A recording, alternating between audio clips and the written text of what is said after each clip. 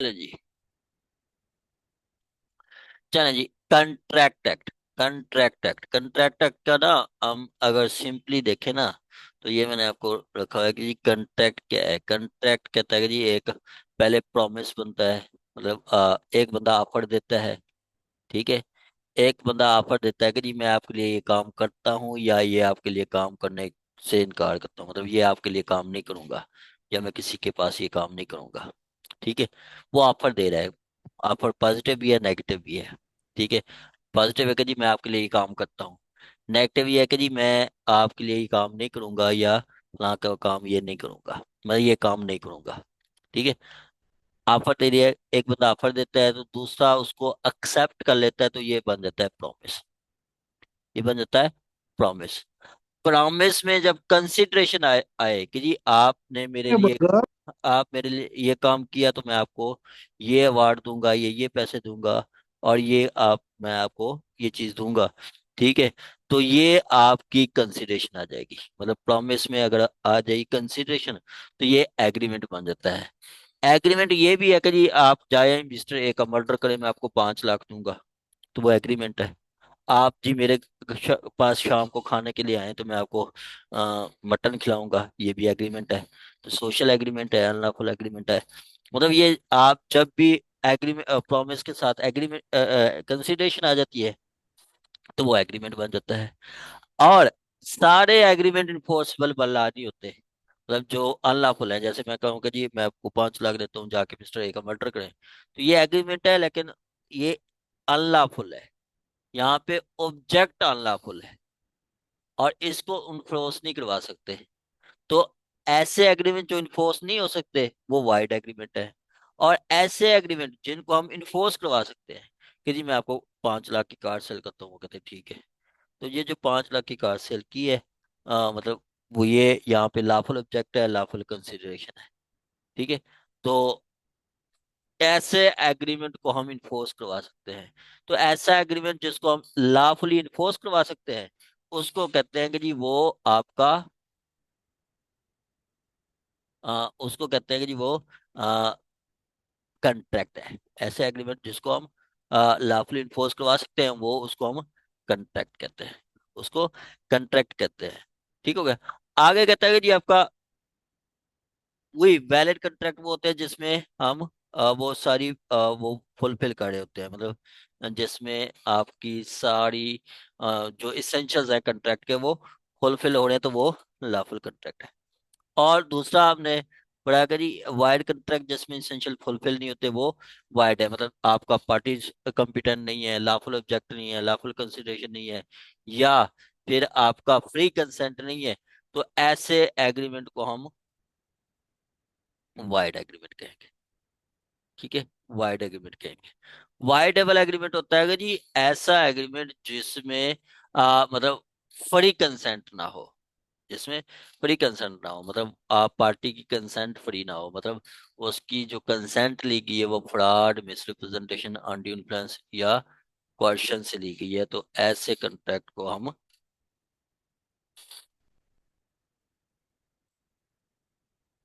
Voidable agreement कहते हैं, voidable contract. ठीक हो गया। तो ये बेसिक कंसेप्ट है। ठीक है। अब हम इसकी डेफिनेशन पढ़ते हैं, तो फिर आपको चीजें क्लियर होंगी। स्टार्ट में देखें, पहले हम इसका डिम्पल पढ़ते हैं और उसके बाद आगे चलते हैं। तो सबसे पहले ना कंट्रैक्ट कंप्लीट था कि जी ये 238 तक ये आपका 238 से भी था। तो यहाँ से ना एक part sales of goods act वो निकाल दिया है। 76 से 120 तक, ये 23 तक था, वो सेल्स ऑफ गुड्स निकाल दिया, वो सेल्स ऑफ गुड्स एक्ट अलहदा से आ गया है। दूसरा जो एक पार्ट वो है ए 124 से 238 तक, इसमें कंट्रैक्ट ऑफ गारंटी आ जाता है, बिल लिमिट आ जाता है, एजेंसी आ जाता है। और आगे 238 तक, 238 के ऑनवर्ड जो है वो आपका पार्टनरशिप एक्ट है, वो भी हमारे सिलेबस में नहीं है। ठीक है। तो कॉन्ट्रैक्ट एक्ट कहता है कि where it take experience to define amend the certain parts of law relating to contract is मतलब सर्टेन पार्ट्स को हमने अमेंड किया, अमेंड करके ये हमने लॉ बना दिया है। ठीक है। और ये आपका पूरे पाकिस्तान में अप्लाई होता है। और ये 1872, 1 सितंबर 1872 से पोस्ट है। ठीक है। आगे इसकी वो सेविंग क्लास है। सेविंग क्लास जैसे ये हमने सेविंग क्लास उसकी भी पढ़ी थी। सीपीसी की हमने पढ़ा कि जी सीपीसी किसी स्पेशल लॉ, लोकल लॉ, किसी special procedure, special jurisdiction, special power को इफेक्ट नहीं करती। पावर को इफेक्ट नहीं करती। तो ये इस तरह ये भी इसकी सर्विंग क्लास है। कहता है कि जी नथिंग हेयर इन, इस एक्ट में ये कुछ भी नहीं है कि जी nothing herein shall affect, nothing herein shall affect the provision of any statute, act, or regulation not hereby expressly repeat। ठीक है। मतलब ये किसी जो मतलब पहले वो प्रोविजन थी, पहले मतलब यहाँ पे हमने बताया ना कि जी अमेंड किया है। पहले कोई कंट्रैक्ट लॉज थे, ठीक है, उनको अमेंड करके ये कंट्रैक्ट एक्ट लेके आए हैं। ठीक है। पहले जो कंट्रैक्ट एक्ट थे उनको अमेंड करके ये एक्ट लेके आए हैं।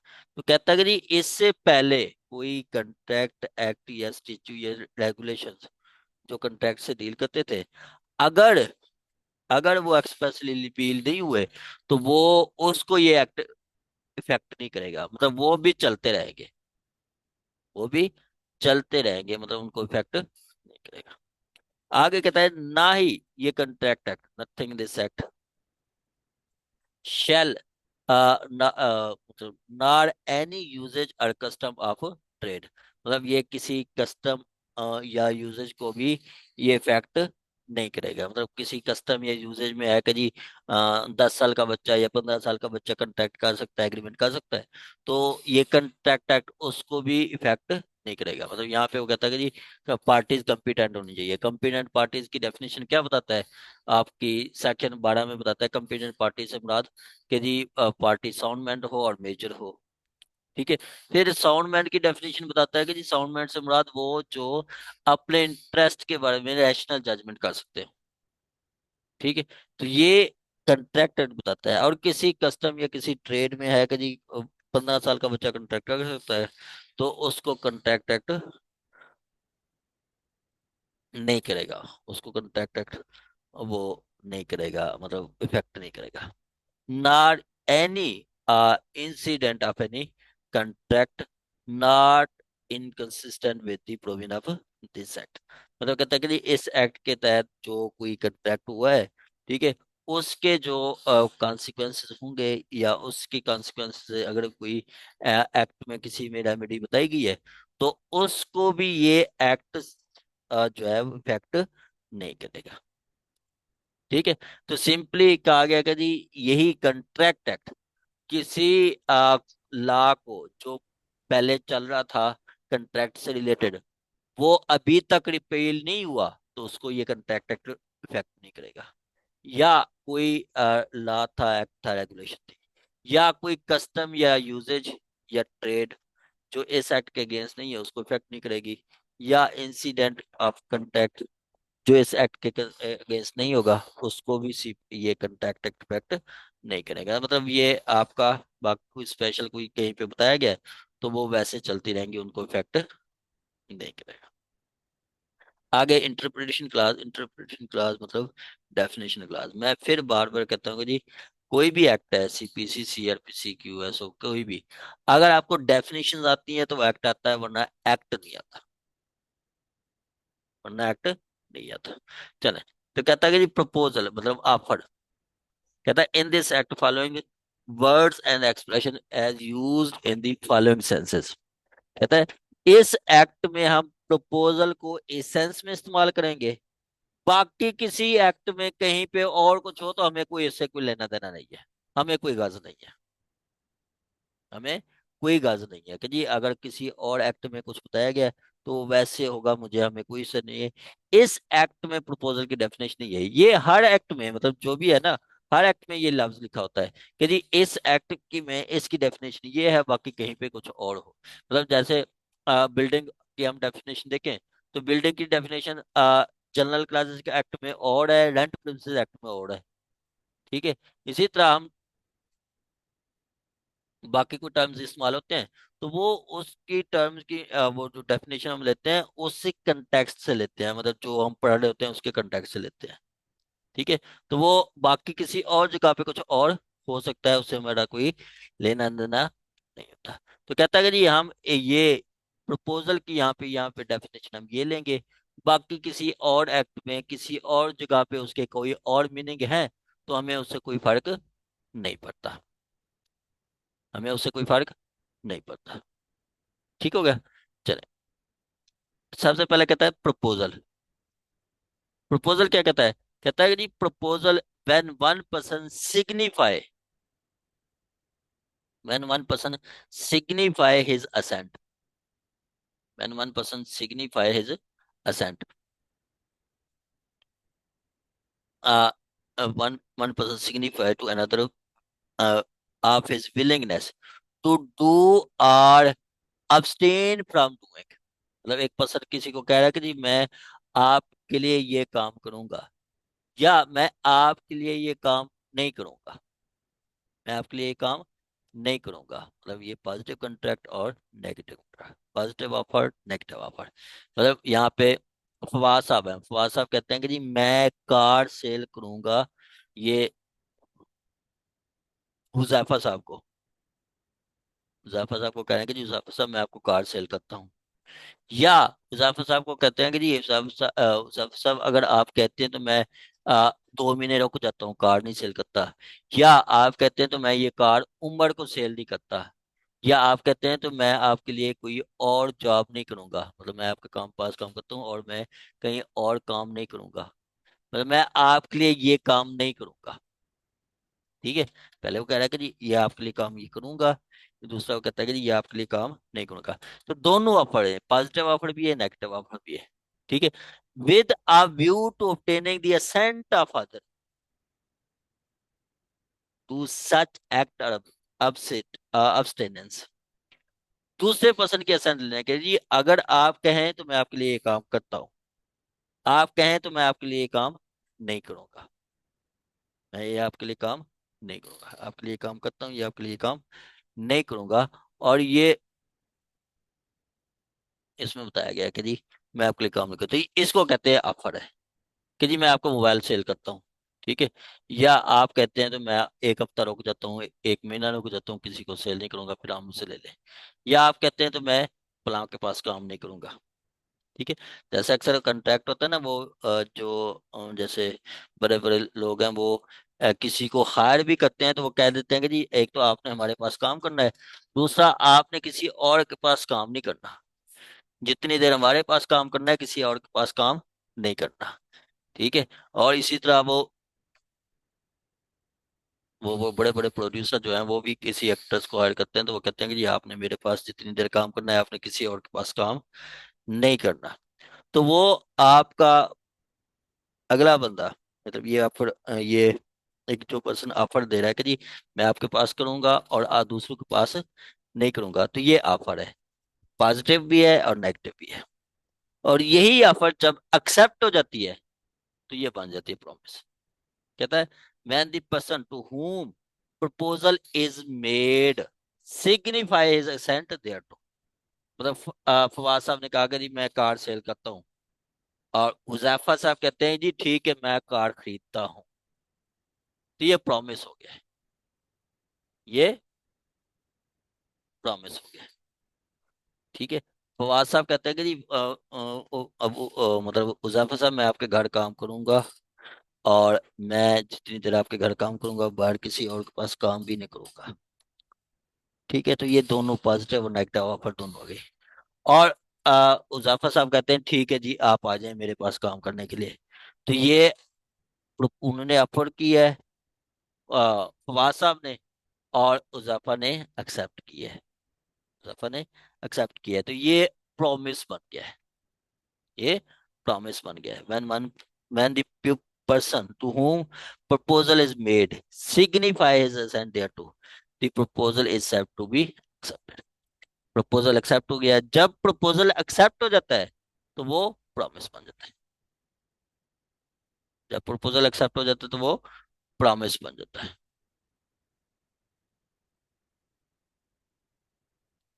ठीक हो गया, वो प्रॉमिस बन जाता है। चले आगे देखें कहती, और ये ना आपको पूरा कंट्रैक्ट में ये चीजें तंग करेंगी कि जी प्रोमिसर कौन है, प्रोमिसी कौन है, प्रोमिसर कौन है, प्रोमिसी कौन है। ठीक है, प्रोमिसर कौन है, प्रोमिसी कौन है। तो आपका जो प्रपोजर करता है वही ऑफर भी वही है, और प्रोमिसर भी वही है, और जिसने एक्सेप्ट किया है वो एक्सेप्टर भी है, आफरी भी है, प्रोमिसी भी है। ठीक है, ऑफर भी है, एक्सेप्टर भी है, और प्रोमिसी भी वही है।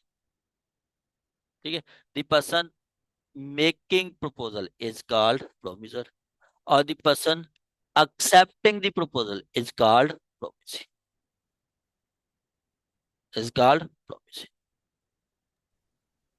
ठीक है, ठीक है तो सर। जो प्रपोजल करता है वो ही आपका ऑफर जो करता है वो प्रोमिसर होता है, और जिसको ऑफर की गई है, जिसने एक्सेप्ट किया है, वो प्रोमिस ही है, वो प्रोमिस ही है। यहाँ तक किसी का क्वेश्चन हो तो। सर ये एक्सेप्टर ये और ये वाली जो आपने टर्म्स बताई थी सर, इसको एक बार दोबारा जरा आप बताइएगा प्लीज। क्या चीज? सर आपने कहा था ना कि जो एक्सेप्ट करता है उसको एक्सेप्ट, जो प्रोमिसर है उसको एक्सेप्टर कहते हैं सर, क्या कहते हैं? हाँ हाँ, मतलब जो प्रोमिसर है ना वो जी सर। आफ्टर, अच्छा वो आफ्टर भी ऑफर। वही है, प्रोमिसर भी वही है, और प्रपोजर प्रपोजर भी वही है। मतलब ये जो ठीक बंदा है है सर। ना, जो प्रपोजल कर रहा है, ये इसको हम आफ्टर भी कहेंगे, और इसको हम प्रपोजर भी कहते हैं।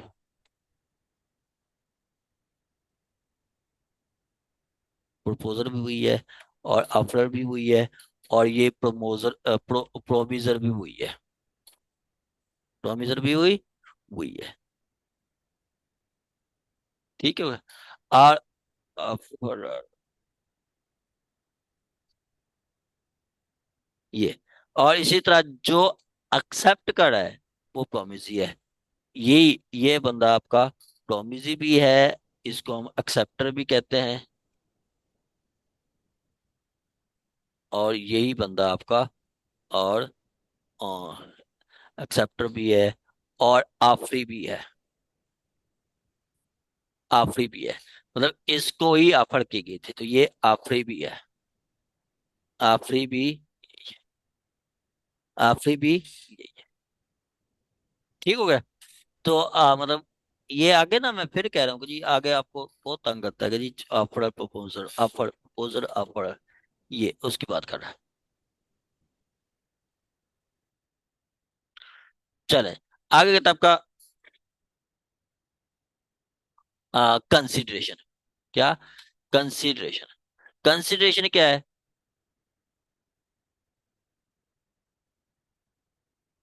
कंसिडरेशन, कंसिडरेशन कहता है कि जी आपका कंसिडरेशन पास्ट भी होती है, और प्रेजेंट भी होती है, और फ्यूचर भी हो सकती है। पास्ट भी होती है, प्रेजेंट भी होती है, फ्यूचर भी होती है। मतलब जैसे मैंने कहा कि जी आपका फवाद साहब ने कार सेल की, ठीक है, उज़ैफा साहब को। अब फवाद साहब कहते हैं कि जी आपने मुझे 2010 में 10 लाख रुपया दिया था, वो मैं एडजस्ट कर लेता हूँ। तो वो पास कंसिडरेशन हो गई।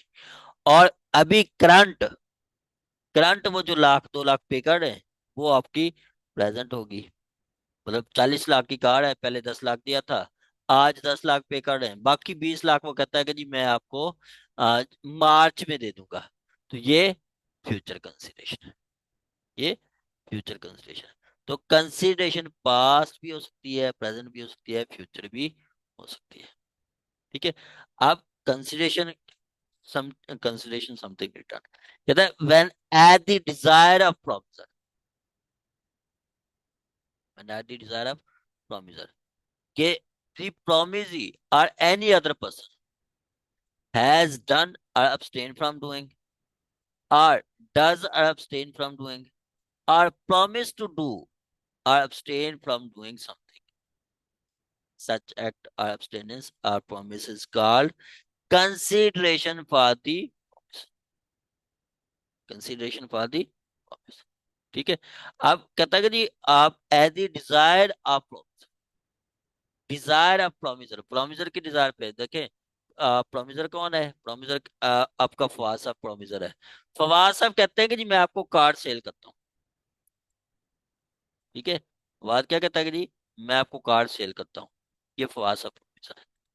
अब फवाद साहब की डिजायर पे, फवाद साहब के डिजायर पे जो प्रोमिस ही है, प्रोमिस ही मतलब मैं कहूँ कि जी आपका ये हुजैफा साहब, हुजैफा साहब खुद या हुजैफा के कहने पे कोई और, मतलब हुजैफा साहब खुद पे कर दें, या फिर हुजैफा साहब अपने क्लर्क को कह दें कि वो कह पे कर दे, या कोई और।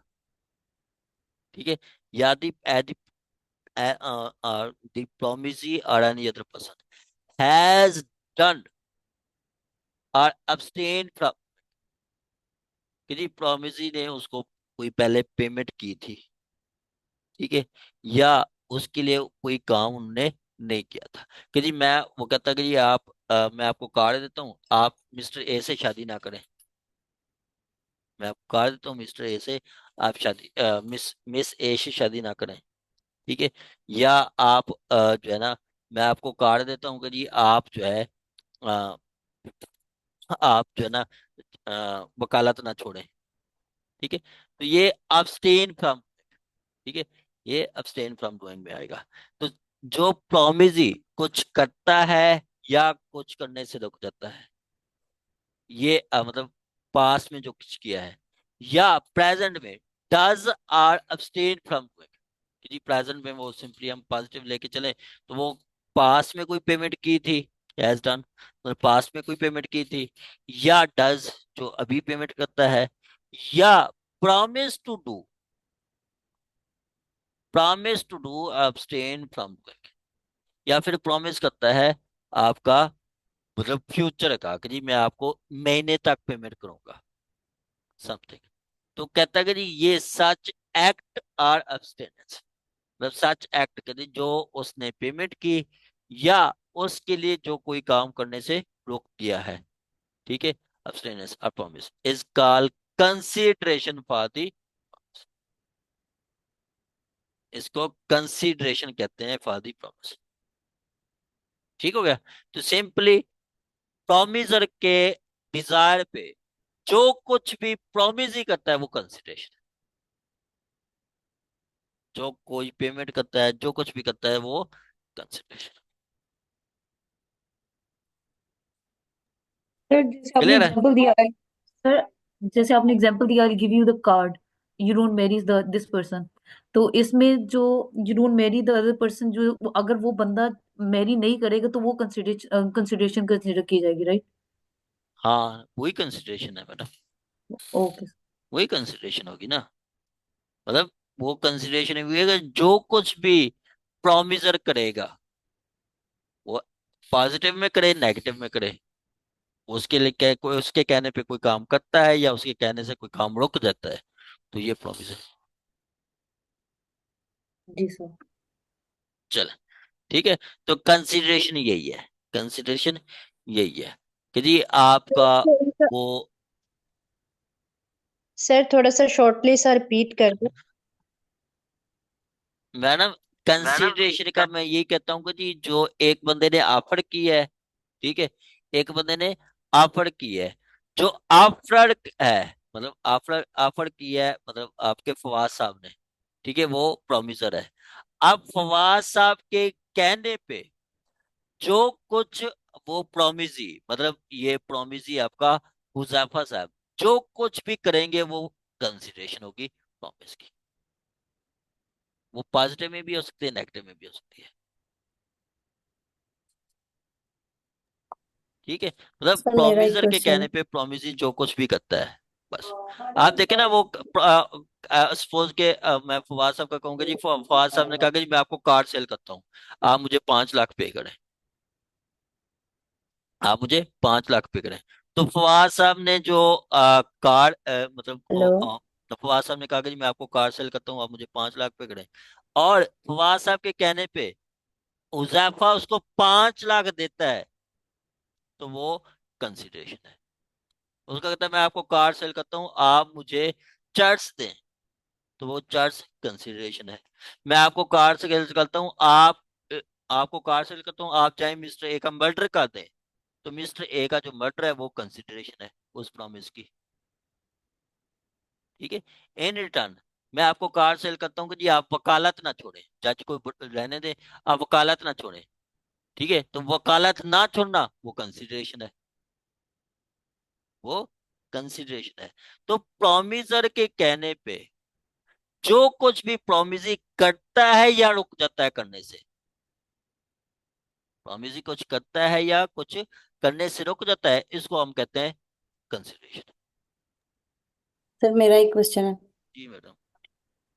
सर कंसिडरेशन का आपने बताया कि पास्ट प्रेजेंट फ्यूचर 3 तरह की है। तो हाँ, सर ये जो डेफिनेशन के अंदर किन अल्फाज से ये जाहिर हो रहा है कि ये पास्ट की बात कर रहा है? डज का तो पता चल गया कि वो प्रेजेंट की बात है, और टू डू का भी पता चल गया कि फॉर डूइंग ये फ्यूचर की बात कर रहा है। तो सर पास्ट का किन अल्फाज से जाहिर हो रहा ये है ना मैडम, पहले पहले देखे ना, द प्रोमिस हैज डन और abstain फ्रॉम डूइंग। आपको स्क्रीन शो हो रही है? है? जी सर। तो ये मैं मैडम हाईलाइट कर रहा हूँ ना, अच्छा सर। ये हैज डन ठीक वो है, पहले हाँ ठीक। पहले कर चुका है, या वो abstain फ्रॉम या डज और abstain फ्रॉम डूइंग। समझ आ रही है? जी मैं सर, हाँ। मैं कहूँ ना कि जी सपोज के अ, अ, मैं कहता हूँ मिस अफीफा, मैं आपको कार सेल करता हूँ। ठीक है, तो मैं कहता हूँ मैडम आपने वो मुझे 2015 में वकालत करने का मशवरा दिया था, तो उसका मैं आपको मतलब 5 लाख डिडक्ट कर लेता हूँ। तो 5 लाख जो वो पिछला वो आपने वकालत का मुझसे मशवरा दिया था, तो वो कंसिडरेशन में एडजस्ट करता हूँ, तो वो पास कंसिडरेशन है। आज मुझे 15 लाख पे करती हैं तो वो प्रेजेंट है। और फिर कहती हैं कि सर मैं आपको जनवरी फेब में आपको रिमेनिंग जो है 20 लाख पे करूंगी, तो वो फ्यूचर कंसिडरेशन। ठीक। ठीक है। जी सर, चलें, ठीक है। चलें जी आगे जी आपका।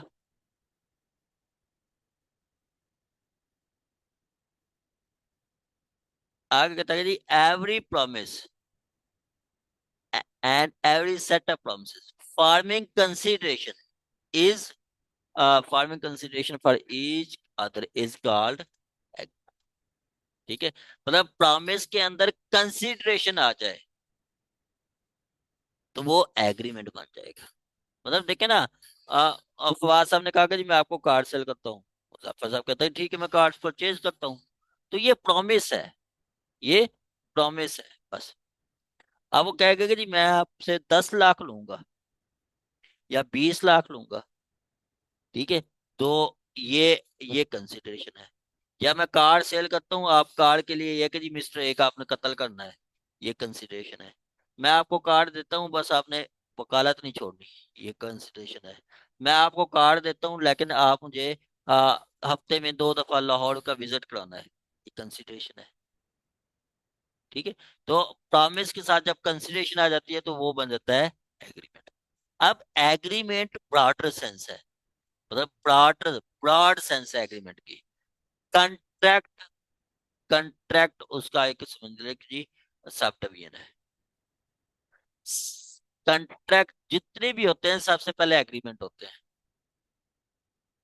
सबसे पहले एग्रीमेंट होते हैं। ठीक है, हर कंट्रैक्ट एग्रीमेंट है और हर एग्रीमेंट कंट्रैक्ट नहीं है। जितने एग्रीमेंट हैं वो सारे कंट्रैक्ट नहीं है। एग्रीमेंट वो कंट्रैक्ट है जिसमें पार्टीज कंपिटेंट हो, जिसमें ऑब्जेक्ट लॉफुल हो, कंसिडरेशन लॉफुल हो और फ्री कंसेंट हो, और उस कंट्रैक्ट को, उस एग्रीमेंट को लॉ ने वाइड डिक्लेयर ना किया हो, लॉ ने वाइड डिक्लेयर ना किया हो, तो उसको कहते हैं कि जी वो आपका आपका कंट्रैक्ट है। ये क्वेश्चन आया भी है अभी 2022 में, क्वेश्चन आया था कि जी ऑल एग्रीमेंट, यही पहली दी थी कि जी all agreement are contract, all agreement are contract, सारे एग्रीमेंट कंट्रैक्ट है। ऑल एग्रीमेंट आर कंट्रैक्ट, सारे एग्रीमेंट कंट्रैक्ट है, सारे एग्रीमेंट कंट्रैक्ट है। ठीक है, अब कौन से सारे एग्रीमेंट कंट्रैक्ट है? अगर उनमें फ्री कंसेंट है, अगर उनमें पार्टीज कंपिटेंट हैं, उनमें लॉफुल ऑब्जेक्ट है, लॉफुल कंसिडरेशन है, और उसको लॉ ने वाइड डिक्लेयर नहीं किया, उसको लॉ ने वाइड डिक्लेयर नहीं किया, तो वो आपका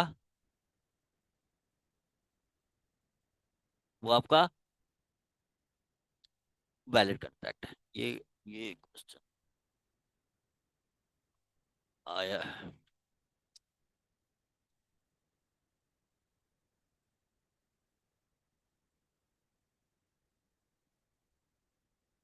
ठीक है ना, ये सिंपल वो क्वेश्चन दे दिया था ये 2022 में। ये देखिए, कहता है कि ऑल एग्रीमेंट और कॉन्ट्रैक्ट डिस्कस, वो कहता है इसको डिस्कस करें आप उसकी सेंस में, मतलब आप कंट्रैक्ट के, तो वो आपने सिर्फ सेक्शन 10 को लिखना है। सेक्शन 10 को भी वो आगे फिर आप, वो कहते हैं ना कि बच्चे के जी सर वो क्वेश्चन पूरा नहीं होता, या कैसे इसको फैलाएं, या कैसे इसको करें, तो वो उसका वही है कि जी आपने फिर उसी में आपने उसको मजीद उसको कर सकते हैं आप, उसको उसकी पार्टीज को डिस्कस कर सकते हैं, उसकी वो पार्टीज को डिस्कस कर सकते हैं, उसकी आप वो कंट्रैक्ट को, लॉफुल ऑब्जेक्ट को, लॉफुल कंसिडरेशन को आप डिस्कस कर सकते हैं। ठीक हो गया। चलें, हम मेरा वही टॉपिक है जी, एग्रीमेंट। एग्रीमेंट की डेफिनेशन है, और उसके बाद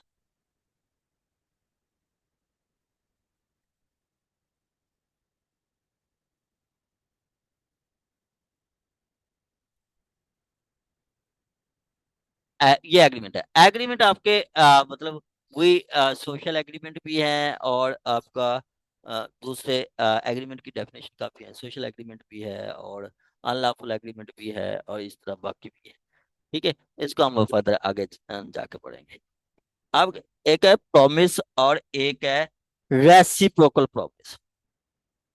प्रॉमिस और रेसिप्रोकल प्रॉमिस, इसका ना फर्क अपने जहन में रखना है। प्रॉमिस और रेसिप्रोकल प्रॉमिस।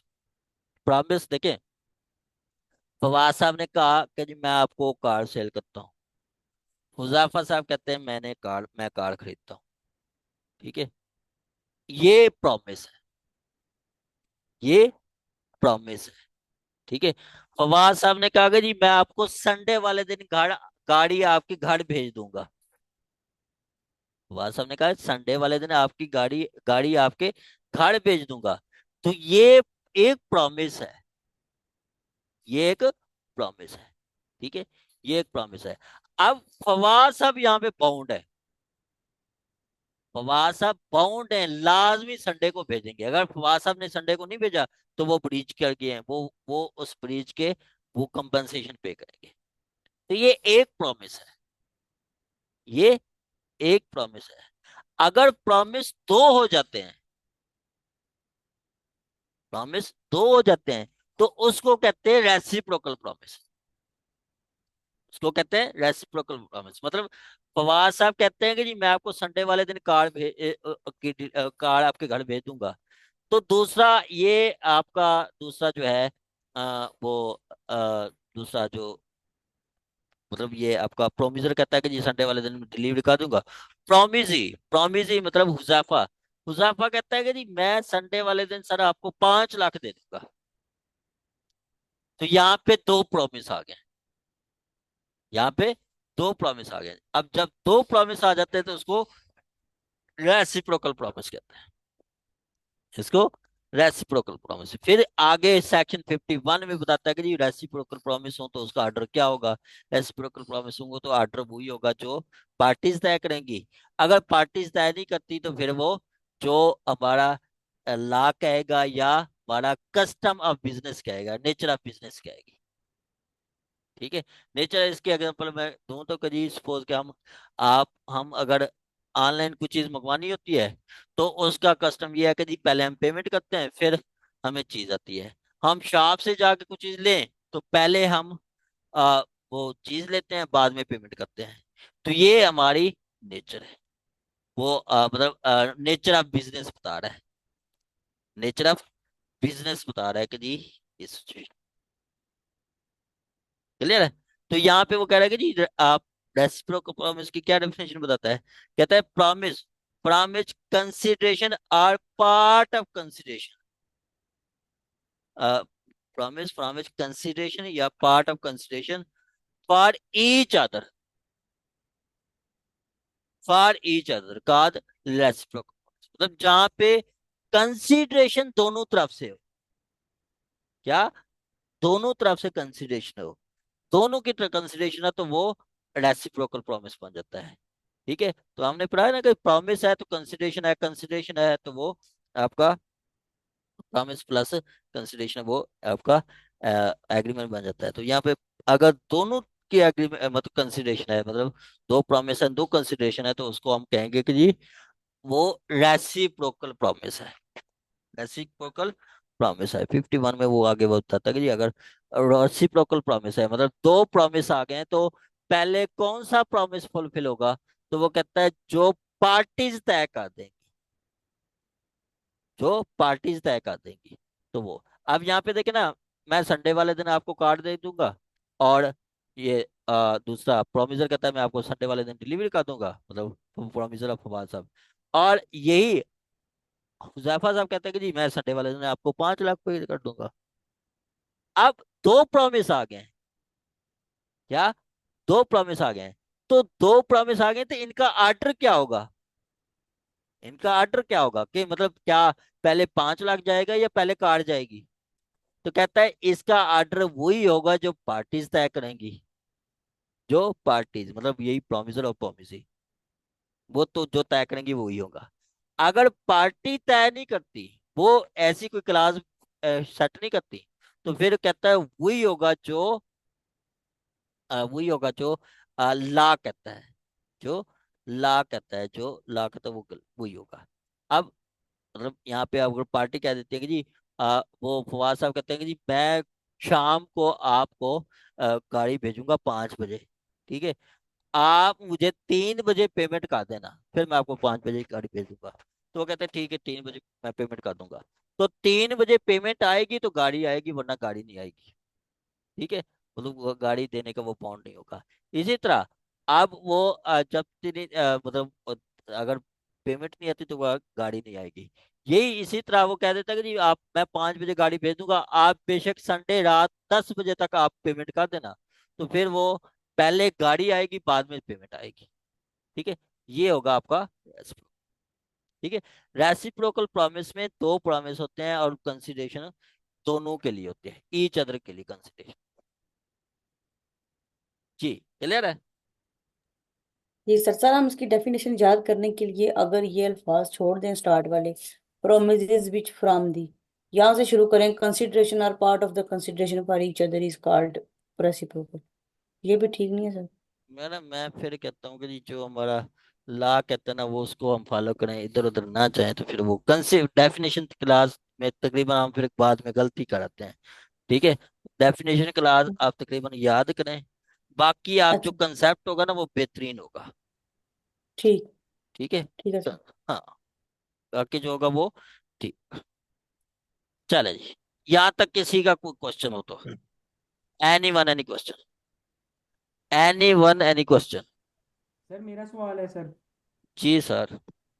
सर कंसीडरेशन तो सर हो गई कि आप मुझे इतने पे 5 लाख रुपए देना, मैं आपको गाड़ी जो है वो दे दूंगा, ये तो होगी कंसीडरेशन। हाँ, तो सर प्रपोजल को और कंसीडरेशन को डिफरेंशिएट कैसे करेंगे आपस में?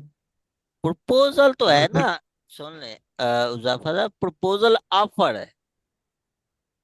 क्या? ऑफर है, ऑफर कि जी मैं कार सेल करता हूँ, बस खत्म।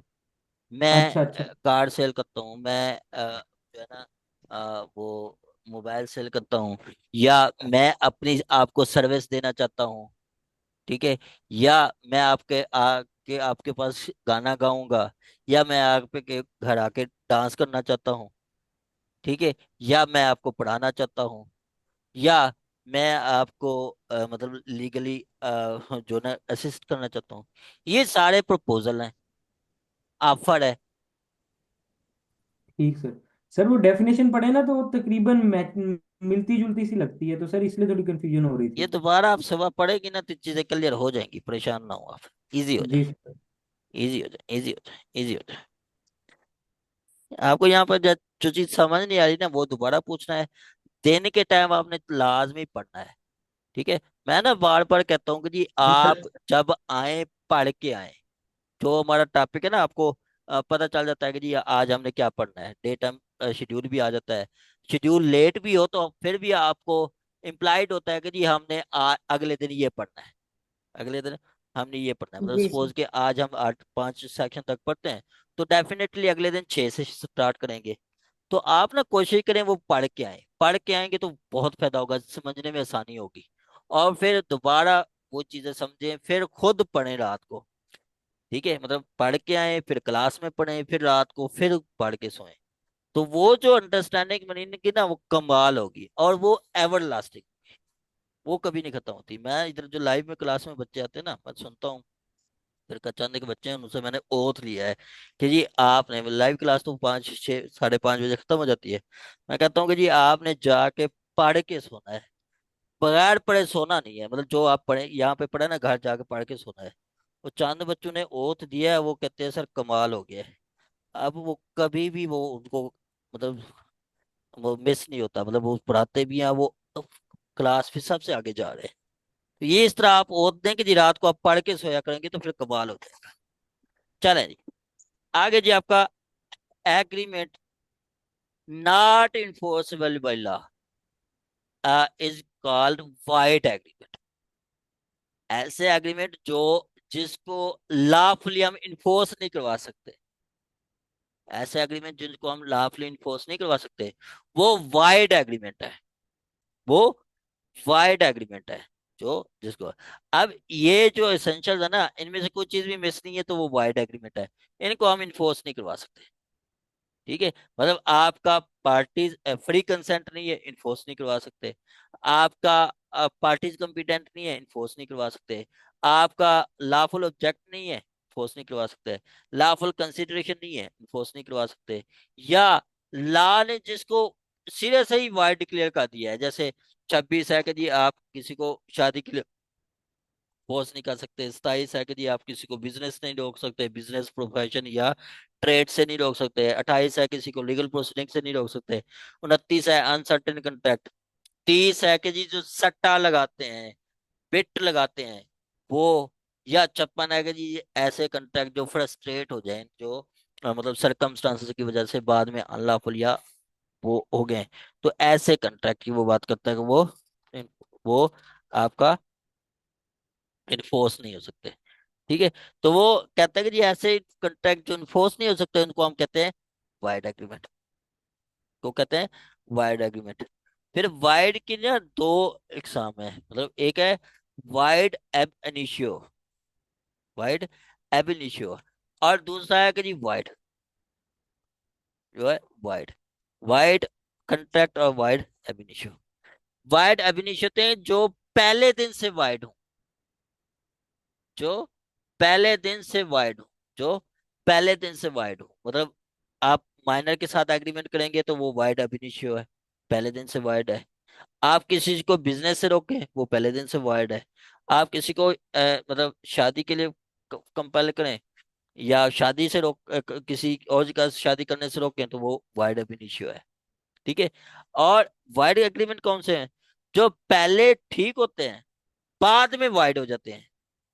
जैसे हमने 56 में पढ़ा है कि जी कंट्रैक्ट ऑफ फ्रस्ट्रेशन, मतलब कंट्रैक्ट ऑफ फ्रस्ट्रेशन, या जिसको हम कहते हैं बाद में वाइड हो जाते हैं। जैसे हमने एग्रीमेंट किया इंडिया से टमाटर मंगाने के लिए, आज हमने एग्रीमेंट किया, अगले दिन कोर्ट गवर्नमेंट ने बैन कर दिया कि जी इंडिया के साथ हमारी कोई तिजारत नहीं है। तो वो पहले दिन जिसने एग्रीमेंट किया था तो उस टाइम तो वो एग्रीमेंट था, कंट्रैक्ट था, वैलिड था, ठीक था। और दूसरे दिन वाइड हो गया है क्योंकि कोर्ट गवर्नमेंट ने बैन किया तो वो वाइड हो गया है। तो ये आपका वाइड कंट्रैक्ट होगा, इसको हम कहेंगे contract of frustration, contract of frustration. जी, क्लियर है। तो आपका सिंपली आपने रखना है कि जी इसको आप रहने भी दें कोई नहीं। आपने ये ध्यान में रखना है कि जी ऐसा एग्रीमेंट जिसको हम लॉफुली इन्फोर्स नहीं करवा सकते, इसको हम लॉफुली इन्फोर्स नहीं करवा सकते, वो आपका वाइड एग्रीमेंट है। ठीक हो गया।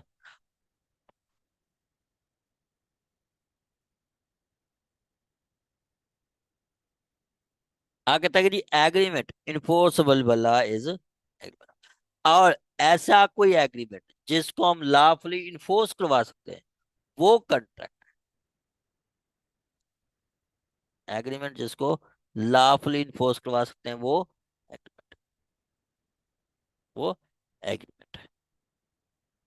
चले आगे आ जी आपका वाइडेबल एग्रीमेंट। क्या? Voidable agreement. क्या? Voidable agreement. उसको आपने अच्छी तरह समझना है। हमने पढ़ा है कि जी वैलिड एग्रीमेंट। वैलिड एग्रीमेंट कौन से हैं? जो आपका जिसमें तमाम इसेंशियल फुलफिल हो। ठीक है, वो वैलिड एग्रीमेंट है, जिसमें वो सेक्शन 10 की तमाम इसेंशियल फुलफिल हो। वाइडेबल एग्रीमेंट जिसमें फ्री कंसेंट ना हो, मतलब फ्री कंसेंट से क्या मुराद है? जिसमें क्वेश्चन हो, फ्रॉड हो, अनड्यू इन्फ्लुएंस हो, मिसरिप्रेजेंटेशन हो, या मिस्टेक हो, या मिस्टेक हो।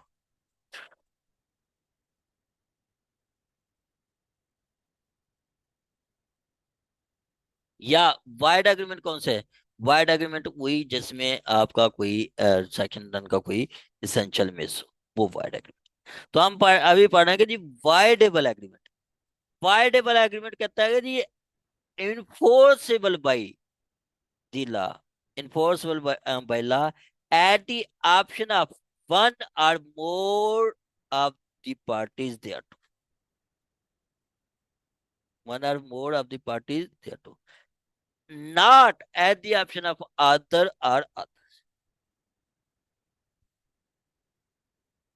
वो कहता है कि जी ऐसा एग्रीमेंट जो इन्फोर्सेबल हो आपके at the option of one party और other party, not at the option of more और, मतलब जिसको सारे ना इन्फोर्स करवा सकते हैं उसको वाइडेबल कहते हैं।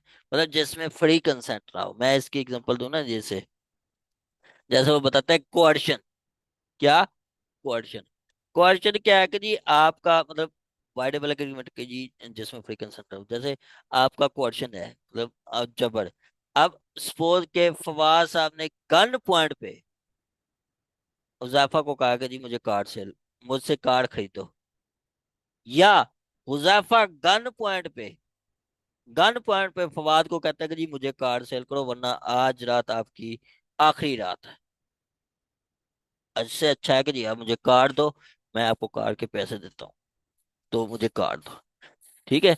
अब ये कंसेंट, जिसकी कंसेंट फ्री नहीं है उसके ऑप्शन पे होता है कि जी वो चाहे तो इन्फोर्स करवा सकता है, वरना वो चाहे तो उसको वाइड भी करवा सकता है। मतलब यहाँ पे गन पॉइंट पे हुजैफा कहता है गन पॉइंट पे फवाद को कि जी मुझे दो, तो यहाँ पे कंसेंट, फ्री कंसेंट, और फवाद की फ्री कंसेंट नहीं है। फवाद की कंसेंट वो क्वेश्चन मतलब वो क्वेश्चन पे है। तो फवाद की मर्जी है, चाहे तो सेल करे या चाहे तो ना करे। फवाद के ऑप्शन पे है। फवाद के ऑप्शन पे है कि जी फवाद चाहे तो इसको इन्फोर्स करवाए, चाहे तो इसको वाइड डिक्लेयर करवा दे। ठीक हो गया। इसी तरह आगे आ जाता है आपका फ्रॉड। फ्रॉड का भी मैं आपको बताता हूँ। फ्रॉड क्या है? फ्रॉड में पांच चीजें हैं। मतलब फ्रॉड में वही मुनाफिक वाली निशानी है कि वादा करता है और झूठ बोलता है, और जब बात करता है झूठ बोलता है, वादा करता है वादा खिलाफी करता है। वादा करता है तो वादा खिलाफी करता है। तो फ्रॉड में वो कहता है कि जी जब आपका अनट्रू स्टेटमेंट हो, या कंसीलमेंट हो, या प्रॉमिस इस नियत से किया जाए कि प्रॉमिस फुलफिल नहीं करेंगे, या फिर वो कहता है आपका वो आपका एक्ट फिटेड टू रिसीव, या कोई एक्ट जिसको लॉ ने फ्रॉडुलेंट डिक्लेयर किया है, ये फ्रॉड है। अब जब किसी पार्टी के साथ फ्रॉड हुआ है तो उसकी कंसेंट फ्री नहीं है। मतलब सपोज के फवाद ने कहा कि जी ये मुझसे कार खरीदो, ये कार की माइलेज 40 किलोमीटर पर आवर है, पर लीटर है। 40 किलोमीटर पर लीटर, मतलब 1 लीटर पेट्रोल डलवाएं और 40 किलोमीटर सफर करें। तो ये झूठ बोल रहा है, मतलब ये 40 किलोमीटर नहीं है, वो 14 किलोमीटर है, और ये झूठ बोल के कार सेल किया है हुजैफा को, तो हुजैफा की कंसेंट फ्री नहीं है, हुजैफा के साथ फ्रॉड हो रहा है। या फिर वो कहता है कि जी कार जो है ना ये जापानी है, जापानी कार नहीं होती, कार तो होती है चाइना की, कार चाइना की होती है। तो ये झूठ बोला है, तो झूठ बोला है, तो यहाँ पे भी कंसेंट, झूठ बोल के जो कंसेंट ली गई है वो कंसेंट भी फ्री नहीं है, मतलब उजाफा की वो कंसेंट फ्री नहीं है। तो ऐसा कॉन्ट्रैक्ट जिसमें फ्रॉड हो, तो वो एग्रीमेंट को भी हम कहते हैं कंसेंट फ्री नहीं है। तो कंसेंट फ्री नहीं है तो वो कॉन्ट्रैक्ट आपका at the option of party होता है, जिसकी कंसेंट फ्री नहीं है, जिसकी कंसेंट फ्रॉड से है, उसके ऊपर होता है। या मैं इसकी नेक्स्ट एग्जांपल दूं कि जी अनड्यू इन्फ्लुएंस, अनड्यू इन्फ्लुएंस की डेफिनेशन हम देखें तो कहते हैं अनड्यू इन्फ्लुएंस के जी when contract between parties and one party is in position to dominate the will of other and use that position to get unfair advantage. मतलब दो पार्टीज होती हैं, दो पार्टी में एक पार्टी डोमिनेंट पोजीशन पे होती है, और वो अपनी डोमिनेंट पोजीशन इस्तेमाल करती है कि जो दूसरी पार्टी से अनफेयर एडवांटेज लेने के लिए। तो इसको कहते हैं अनड्यू इन्फ्लुएंस। इसकी वो मैं एग्जांपल है कि जी वो पीर मुरीद वाली, और मतलब पीर मुरीद, या टीचर स्टूडेंट, और या फिर डॉक्टर पेशेंट, लायड काउंसल, ठीक है, ये सारी उनकी एग्जांपल आ जाती हैं उसकी अनडिल इन्फ्लुएंस।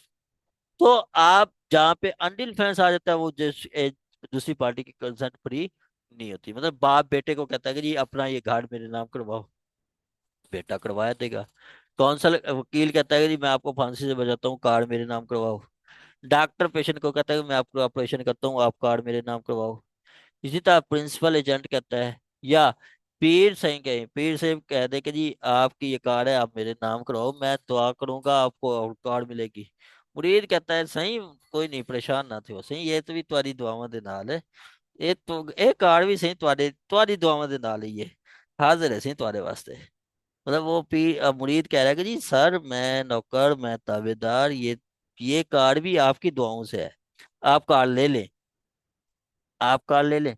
तो ये आप पीर साहब ने अपनी, पीर साहब डोमिनेंट पोजीशन पे हैं, और पीर साहब ने अपनी डोमिनेंट पोजीशन इस्तेमाल की है, अनफेयर एडवांटेज लिया है, ठीक है।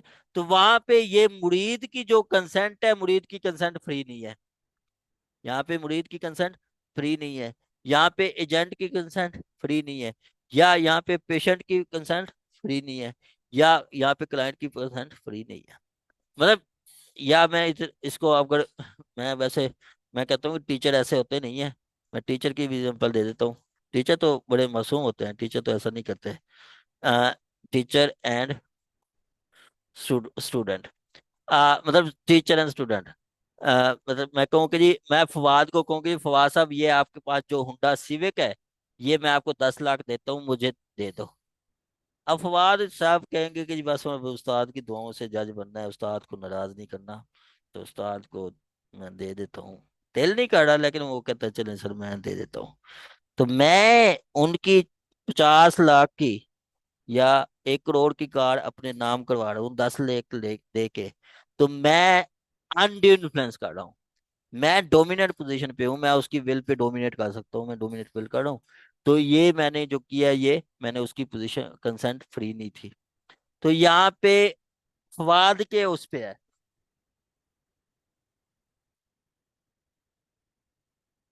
ठीक है, यहाँ पे फवाद के ऊपर है कि फवाद आ, मतलब फवाद की कंसेंट फ्री नहीं है, फवाद चाहे तो इसको वो वाइड डिक्लेयर करवा सकता है, ठीक है। तो होपफुली कि आपको समझ आ गया होगा कि जी हमारा वाइड एग्रीमेंट का भी पता चल गया कि जी वाइड एग्रीमेंट क्या होता है।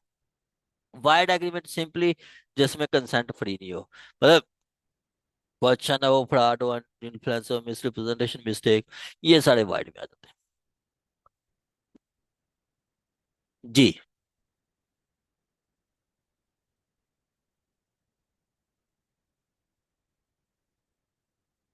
क्लियर है यहाँ तक?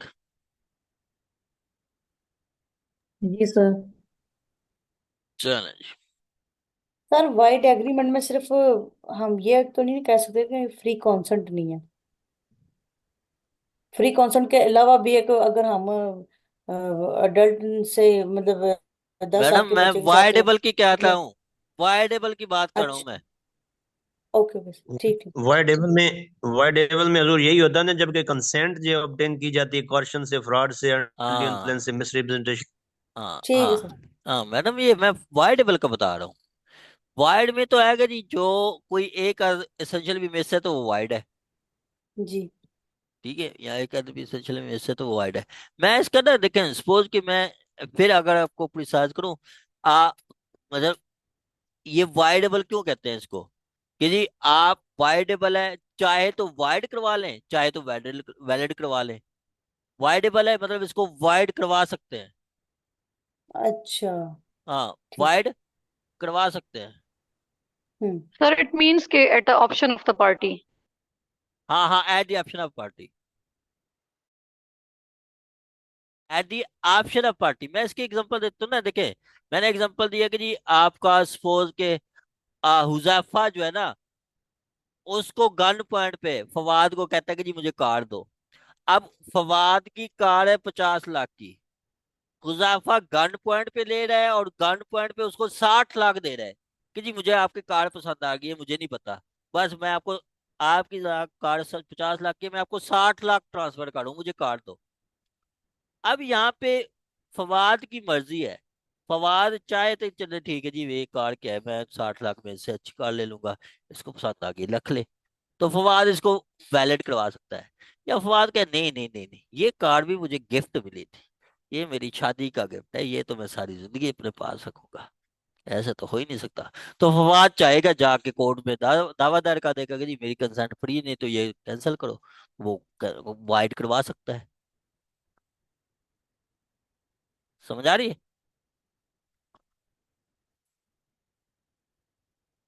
जी सर।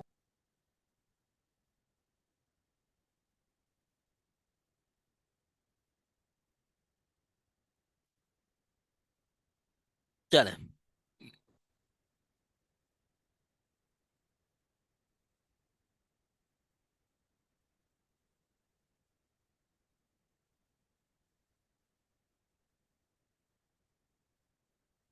आगे तक जी, a contract which cease to be enforceable by law becomes void when it ceases to be enforceable, when it ceases to be enforceable।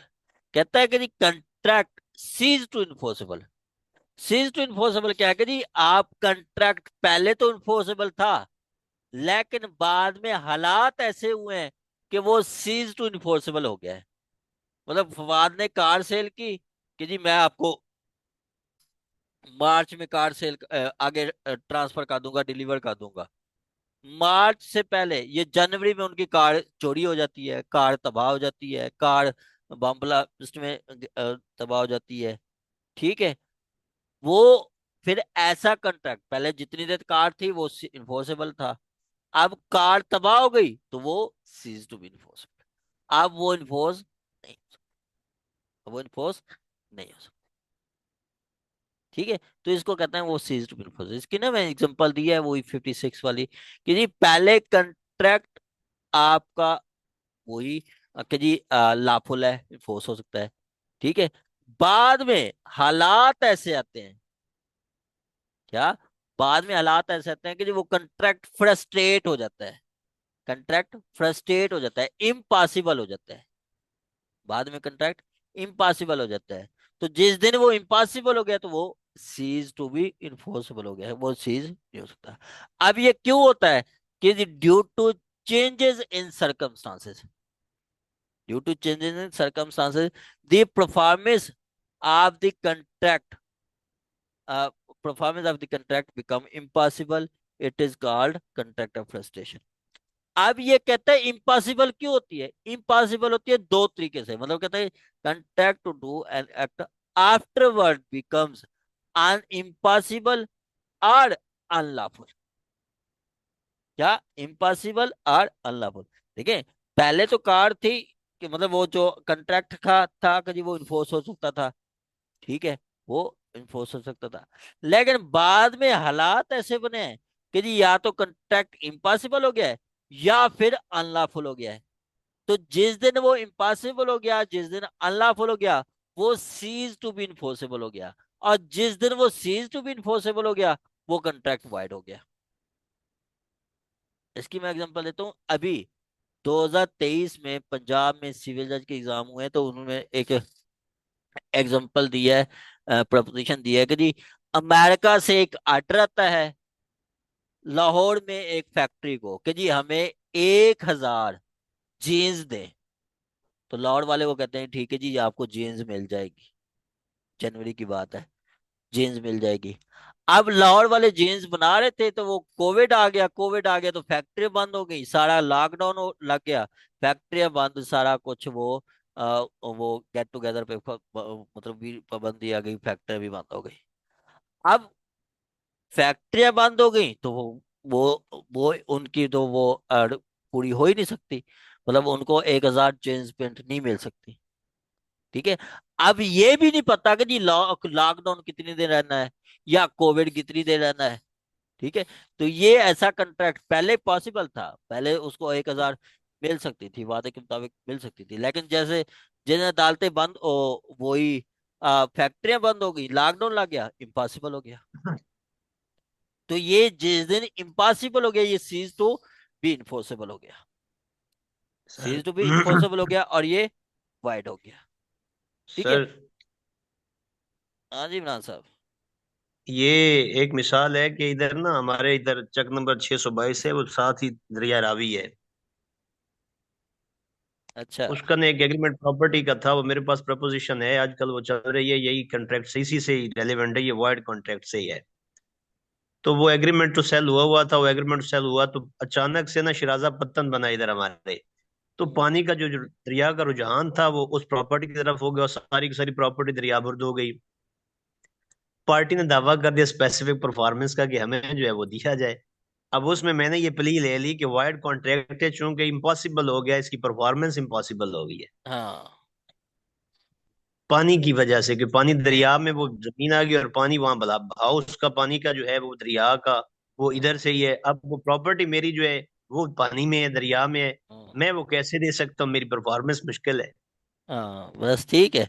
पर हमने तो जमीन की सेल की थी, जमीन तो रही नहीं, जमीन तो सीज टू एग्जिस्ट हो गई, सीम जमीन तो तबाह हो गई, जमीन तो वो समंदर बन गई। समंदर का जी, तो हम दे ही नहीं सकता, समंदर तो होता ही सरकारी है। ठीक ऐसे। है, ठीक है, बेहतरीन एग्जाम्पल है, ऐसे ही है, ऐसे ही है, ठीक है। तो मैं वो एग्जांपल बता रहा था कि जी एग्जांपल वो तरह से आई, लॉकडाउन लगा, तो लॉकडाउन में वो कंट्रैक्ट फ्रस्ट्रेट कर गया। तो कंट्रैक्ट ऐसी सूरत में वो उन्होंने ना, कंपनी ने, अमेरिका की कंपनी ने उनके ऊपर suit for specific performance file कर दिया, साथ डैमेजेस भी मांगे।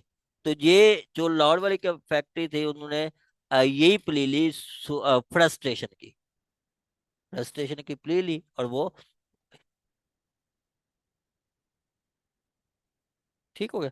चले आगे, दूसरा अनलॉफुल। अनलॉफुल जैसे मैं कहूँ कि जी हमने मतलब क्रिकेट के सामान का एग्रीमेंट किया कि क्रिकेट का सामान देना है, बाद में जैसे आज हमने एग्रीमेंट किया, अगले दिन कोर्ट ने क्रिकेट पे पाबंदी लगा दी और क्रिकेट के जो सामान है उस पे भी पाबंदी लगा दी, तो वो कॉन्ट्रैक्ट अनलॉफुल हो गया।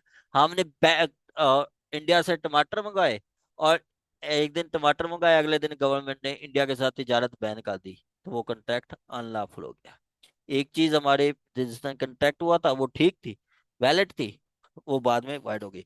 मतलब आज गवर्नमेंट हम जो है ना एग्रीमेंट करते हैं कि जी सिंध हम आटा भेजेंगे, एक एक 100 टन, 100 टन आटा भेजेंगे, तो गवर्नमेंट इंटर प्रोविंसेस पे वो बैन लगा देती है कि जी इंटर प्रोविंसेस कोई तिजारत नहीं होगी, हम आटा दूसरे प्रोविंस में नहीं भेज सकते, चीनी दूसरे प्रोविंस नहीं भेज सकते। तो ऐसे कंट्रैक्ट ये वाइड हो गया। तो वाइड एक्ट जो मतलब जो अनलॉफुल हो गया, तो ये वाइड हो गया। वाइड एग्रीमेंट वो सीज टू बी इन्फोर्सेबल हो जाता है और उसकी परफॉर्मेंस नहीं होती।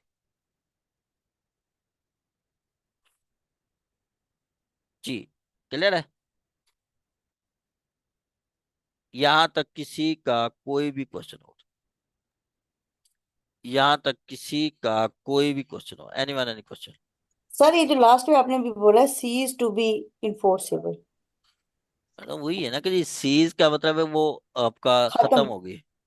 जी सर। हाँ हाँ, तो वो सीज टू बी, मतलब अब वो इन्फोर्सेबिलिटी खत्म हो गई है उसकी। ठीक। इन्फोर्सिबिलिटी, मैडम इन्फोर्सिबिलिटी की मैं आपको सबसे बताऊं ना कि जी बेहतरीन एग्जांपल है कि जी जिस दिन सब्जेक्ट मैटर सीज हो जाए, सब्जेक्ट मैटर मतलब वो अक्सर वो कहता है कि जी खोता सेल किया, मतलब घोड़ा सेल किया तो घोड़ा मर गया, तो जब घोड़ा मर गया तो उसकी इन्फोर्समेंट नहीं होगी। इन्फोर्समेंट नहीं होगी, ठीक है सर। हाँ, वो जो है ना, पहले तो जितनी देर घोड़ा था वो वो इन्फोर्सेबल था, वो इन्फोर्सेबल था। अब जिस दिन घोड़ा मर गया वो cease to be enforceable. Sir जी मैडम। वॉइड कॉन्ट्रैक्ट और वॉइड एग्रीमेंट में क्या फर्क है? मैडम एग्रीमेंट और कॉन्ट्रैक्ट का आप फर्क देखें। एग्रीमेंट तो सारे एग्रीमेंट हैं, मतलब प्रॉमिस के साथ कंसिडरेशन आ जाएगी तो एग्रीमेंट बन जाएगी। अब एग्रीमेंट अगर इन्फोर्स हो सकता है तो वो कॉन्ट्रैक्ट है, इन्फोर्स नहीं हो सकता तो वो एग्रीमेंट है। ठीक है, वाइड एग्रीमेंट है, समझ आ रही है? सर इसकी कोई एग्जांपल? आपका मैडम क्वेश्चन है कि जी वाइड एग्रीमेंट और वाइड कॉन्ट्रैक्ट की क्या डेफिनेशन है, यही बता रहे हैं, यही क्वेश्चन पूछ रही हैं कि कुछ और जी है? सर, वॉइड एग्रीमेंट और वॉइड कॉन्ट्रैक्ट में फर्क। वाइड एग्रीमेंट और वाइड कॉन्ट्रैक्ट, वाइड एग्रीमेंट वही जिसमें लॉफुल ऑब्जेक्ट ना हो, लॉफुल कंसीडरेशन ना हो, वो आपका वाइड एग्रीमेंट है। ठीक है, और वही वाइड कॉन्ट्रैक्ट है। मैडम देखें, कॉन्ट्रैक्ट ही आपका, वो एग्रीमेंट ही कॉन्ट्रैक्ट बनता है। एग्रीमेंट वैलिड होगा तो कॉन्ट्रैक्ट बनेगा, वरना कॉन्ट्रैक्ट नहीं बनेगा। तो आप वाइड एग्रीमेंट और वाइडेबल एग्रीमेंट की वो बता जी सकती हैं, सर। समझ आ गई? सर एग्रीमेंट टू सेल और कॉन्ट्रैक्ट ऑफ सेल में क्या डिफरेंस होगा? सेम चीज है। सेम देखिए चीज ना, है। से मैडम देखें, एग्रीमेंट टू सेल है, ये टू जी। सेल की बात कर रहा है फ्यूचर की। और सेल ठीक है। एग्रीमेंट वो आज आप कह देती हैं कि जी मैं आपको 5 करोड़ सेल करती हूँ, 5 एकड़ सेल करती हूँ, तो आपने सेल कर दिया, ये एग्रीमेंट टू सेल है। आज सेल किया, आज पेमेंट ले ले वो देवी के चली गई, ये सेल एग्रीमेंट है। एग्रीमेंट टू सेल का मतलब है जी इन फ्यूचर में आपको सेल करूंगा, इन फ्यूचर में दूंगा आपको, ये वो उसकी बात करता है। और कॉन्ट्रैक्ट ऑफ सेल मींस कि वो फॉरेन आप प्रेजेंट टाइम में कर हाँ रही हैं। हाँ हाँ हाँ हाँ। ठीक है, थैंक चलो जी, और किसी का क्वेश्चन यहाँ तक क्लियर है? चले। सर ये ना रिपील जो है इसकी एक्सटेंशन स्लाइड थोड़ा सा कीजिएगा, वो मैंने देखनी है कि पीपीसी पे या सीपीसी पे एप्लीकेबल ये एक्सटेंशन की है या नहीं।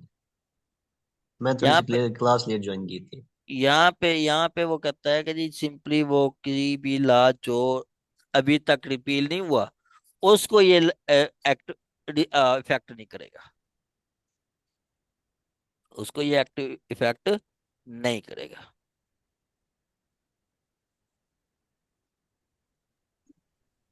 सर अनलॉफुल के हवाले से एक सवाल था। ठीक हो हम्म गया, ठीक हो गया, हम्म ठीक हो गया। हम्म। हाँ जी मार साहब। सर आपने एक कंडीशन बताई कि भाई जब हमने एग्रीमेंट किया तब वो चीज़ लॉफुल थी और बाद में जो है वो अनलॉफुल हो गई। सर क्या ऐसा हो सकता है कि हम कोई अनलॉफुल का एक एग्रीमेंट करें और बाद में वो लॉफुल हो जाए तो फिर वो इन्फोर्सेबल होगा? नहीं, नहीं होगा। अनलॉफुल वो तो वाइड एग्रीमेंट हो गया। बाद में वो लॉफुल हो जाए? वाह, वो ऐसा होता ही नहीं है, वो वाइड ही रहेगा। मतलब आज हमारी इसराइल के साथ तिजारत बैन है, आज हम उसके साथ कंट्रैक्ट करते हैं, कल वो खोल भी जाते हैं तो फिर भी ये वाइड ही होगा। वाइड एब इनिशियो। वाइड एविनिशो, हाँ। ठीक सर। चलें, अब मैं ना एक दफा एक दो फिर ये आपको चीजें बताता हूँ, फिर हम सेक्शन 3 4 5 पढ़ते हैं, ठीक है? देखें, हमने सिंपली पढ़ा है कि जी पहले होती है प्रपोजल, प्रपोजल क्या है? प्रपोजल में वो कहता है कि जी आपका एक पर्सन अगले बंदे को कहता है कि जी मैं आपके लिए ये करने को तैयार हूं, या आप कहें तो मैं ये काम नहीं करता, तो उसने ऑफर की है। उसने ऑफर की है। अब ऑफर की है तो डेफिनेटली वो ऑफर जो आपको दे रहा है, उसके बदले आपसे कुछ ना कुछ लेगा वो उसके बदले कुछ ना कुछ आपसे लेगा। ठीक है, तो ये ऑफर है। अब वो कहता है जब ऑफर एक्सेप्ट हो जाती है तो वो प्रॉमिस बन जाता है। वो प्रॉमिस बन जाता है। प्रॉमिस में जब कंसीडरेशन आ जाती है,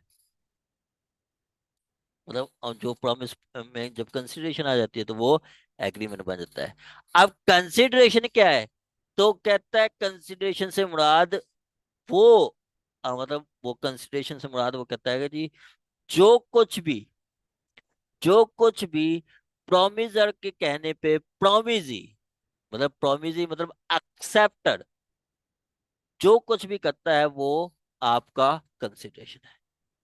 मतलब प्रोमिसर को खुश करने के लिए, प्रोमिसर को राजी करने के लिए, ऑफर को राजी करने के लिए जो एक्सेप्टर है, प्रोमिजी, जो कुछ भी करता है या किया था या करेगा वो आपका कंसिडरेशन है।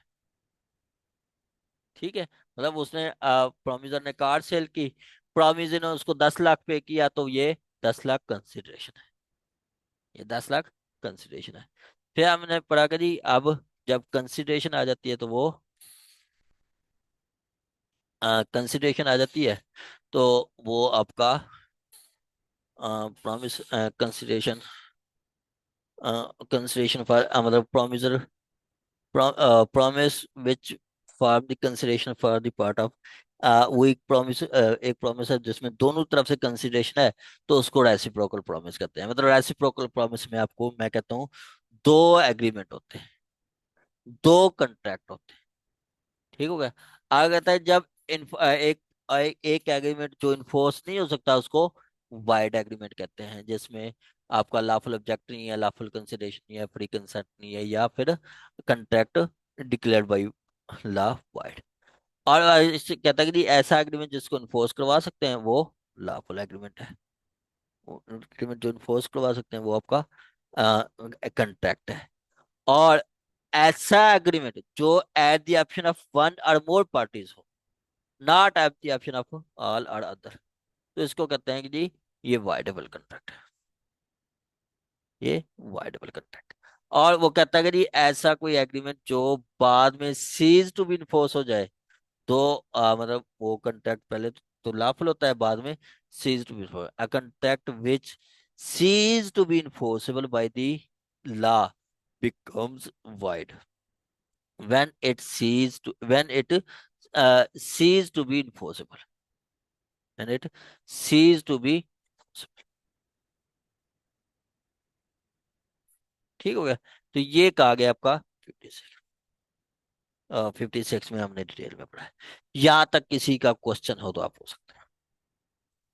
यहाँ तक किसी का कोई भी क्वेश्चन हो, anyone any question?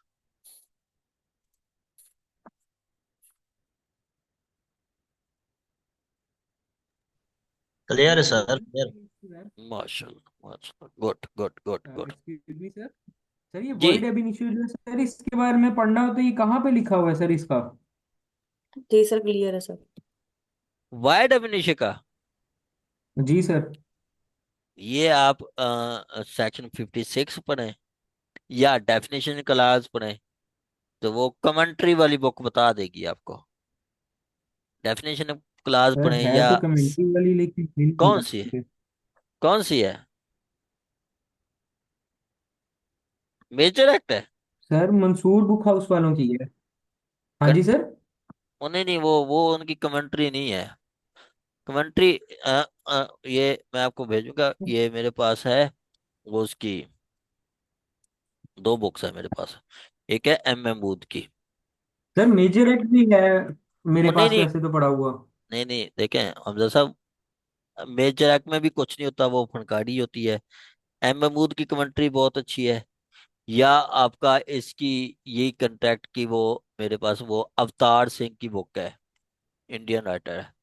Avtar Singh, उसकी बहुत अच्छी बुक है, वो भी मैं आपको भेजूंगा, वो सुबह मैं बताता हूँ। या इसकी ना शौकत महमूद की भी कमाल की बुक है। अभी मैंने वो भेजी थी, वो एक शौकत महमूद की बुक, सर शौकत महमूद खालिद की। महमूद चीमा की बुक जो है वो बहुत अच्छी है। वो तो मैडम बीए की जी है, वो चौधरी। आपका बी काम के लिए है, वो तो बिजनेस आप, ला। वो तो गाइड है, वो रखी हुई है। वो उसमें मिसालें बहुत अच्छी दी हैं, वो भी मेरे पास पड़ी है। जी उसमें जी। मैडम मिसालें। कोचर सर वो किसी कोचर से आई सर थी। ये है वो बहुत अच्छी पीडीएफ है। पे सर काइंडली भेजिएगा सर, जो फ्री हो तो। क्या? सर ये पीडीएफ जो आप कह रहे हैं। पीडीएफ नहीं, दूसरी है, मतलब वो बुक्स है, मतलब तस्वीरों में है, मतलब अच्छा अच्छा अच्छा। हैंड बुक है, पीडीएफ में नहीं है। हैंड बुक, मैं हाँ। समझ गया और सर, ये समझ गया। ठीक। कोचर है, इसकी कमेंट्री कैसी है? किसकी? एमसी कोचर। मैडम वो मैंने नहीं देखी, देखी भी नहीं है, मैंने ठीक है। देखी भी नहीं है। आप डायरेक्ट पढ़े मैडम, उसको गोली मारे, आप डायरेक्ट करके जाएंगे, कमाल हो जाएगा। कमेंट्री को मैं बच्चों को फिर कहता हूँ कि जी नहीं, बस रहने दे, कमेंट्री जरूरी है। मैं देखें, मैं सारे आपको डायरेक्ट से ही, अभी तक मैंने डायरेक्ट से ही मिसालें दे रहा हूँ, मैं इधर उधर जा ही नहीं रहा। जी सर। डायरेक्ट की अंडरस्टैंडिंग हो गई, कमाल हो जाएगा। ठीक हो गया? चलें आगे जी, आपका सेक्शन 3। सेक्शन 3 कहता है आपका कि जी अब ये जो कम्युनिकेशन, एक्सेप्टेंस, रेवोकेशन, मतलब जो हम ऑफर करते हैं, एक्सेप्ट करते हैं या रिवोक करते हैं, कैसे करते हैं? ये एक्ट या ओमिशन से, एक्ट या ओमिशन से, एक्ट या ओमिशन से। मतलब उसने ऑफर किया ना कि जी मैं आपके लिए एक काम करता हूँ या ये काम नहीं करूंगा, तो वो, मतलब मैं आपको काम करता हूँ, मैं कार सेल करता हूँ, तो वो कार सेल करेगा, तो ये एक्ट है। और वो कहता है कि जी मैं कार आपको सेल करता हूँ, मैं बशीर को कार नहीं सेल करता, या मैं आपके के पास काम करता हूँ, मैं और किसी के पास काम नहीं करूंगा, तो जो ओमिशन होगा वो भी आपका उसी की ऑफर में आ जाएगा। समझ आ रही है? ऑफर जो है, ऑफर या एक्सेप्टेंस, ये एक्ट से भी होती है, ओमिशन से भी होती है। एक्ट से भी होती है, ओमिशन से भी होती है कि जी मैं आपको कार सेल करता हूँ, मैं आपको बशीर को कार सेल नहीं करूंगा, तो ये एक्ट से भी है, ओमिशन से भी है। ठीक है? तो कहता है दी कम्युनिकेशन ऑफ प्रपोजल, या एक्सेप्टेंस ऑफ प्रपोजल, या revocation of proposal. Acceptance, revocation of proposal, तीनों, मतलब प्रपोजल, एक्सेप्टेंस या रेवोकेशन, ये कहता है are deemed to be made by act और ओमिशन, मेड बाय एक्ट और ओमिशन, एक्ट और ओमिशन, मतलब उसको हम कहते हैं कि जी ये एक्ट या ओमिशन से, एक्ट या ओमिशन से होगा। ठीक है? और of the party proposing, accepting और रिवोकिंग। ठीक है? मतलब आपका वही कि जी मैं इसकी एग्जांपल दूं कि जैसे फवाद साहब ने कार सेल की, क्या फवाद साहब ऑफर कर रहे हैं? फवाद साहब कहते हैं कि जी मैं आपको कार सेल करता हूं, या आप कहते हैं तो मैं कार बशीर को नहीं सेल करूंगा, तो ये जो फवाद साहब ने कार सेल की है इसको, आ, उजाफा को, तो ये उनका एक्ट है, ये एक्ट से उनकी ऑफर हो गई है, एक्ट से उनकी ऑफर हो गई है। या वो आगे बशीर को सेल नहीं करते, बशीर को सेल नहीं करते, तो ये उनकी मिशन आ गई है। ठीक है? अब जो एक्सेप्टेंस है, हुज़ैफा कहता है कि जी आप मुझे कार देंगे तो मैं आपको 5 लाख दूंगा, मैं आपको 5 लाख दूंगा, तो ये जब 5 लाख देंगे तो ये एक्ट से हो गया। हुज़ैफा साहब कहते हैं कि जी आप मुझे कार देंगे तो मैं वकालत नहीं छोड़ूंगा, मैं वकालत नहीं छोड़ूंगा। ठीक है? वो वकालत नहीं छोड़ूंगा, तो ये वकालत का ना छोड़ना वो एक्ट है। या वो कहेंगे कि जी वकालत मैं छोड़ दूंगा, तो ये मिशन है कि जी, तो फिर वो कल को कहेंगे जी मिशन से, तो वो मिशन से भी हो सकते हैं। तो हमने पीछे पढ़ा ना कि जी आपकी एक्सेप्टेंस जो है वो आपका पॉजिटिव भी है कि जी टू डू में भी है, नॉट टू डू में भी है। और इसी तरह एक्सेप्टेंस की वो भी वही बताता है कि जी एक्सेप्टेंस आपकी कंसिडरेशन, कंसिडरेशन जो है वो जो प्रोमिस करता है, प्रोमिस कंसिडरेशन एक्सेप्टेंस में भी करता है और आपका वो उसमें भी करता है, मतलब कंसिडरेशन उसकी टू डू में भी है, नॉट टू डू भी में है।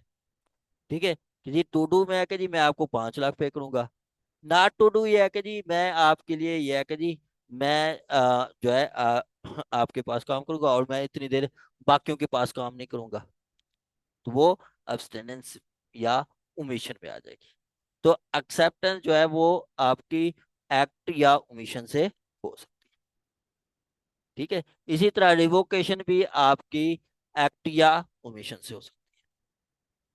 रिवोकेशन भी एक्ट या ओमिशन से हो सकती है।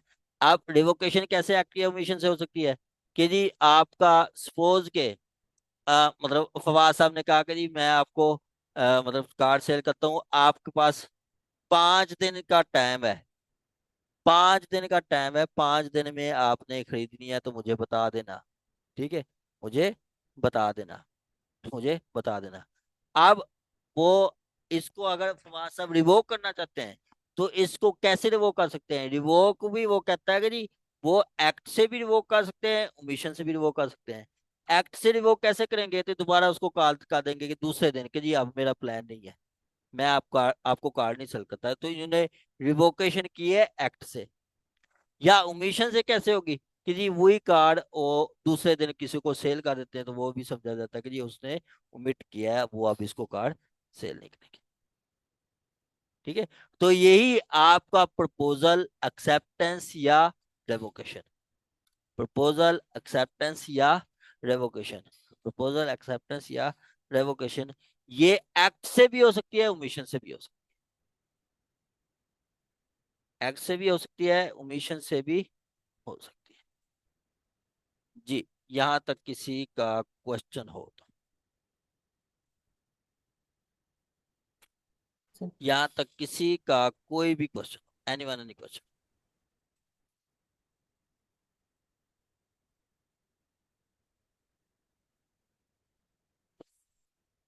क्लियर है?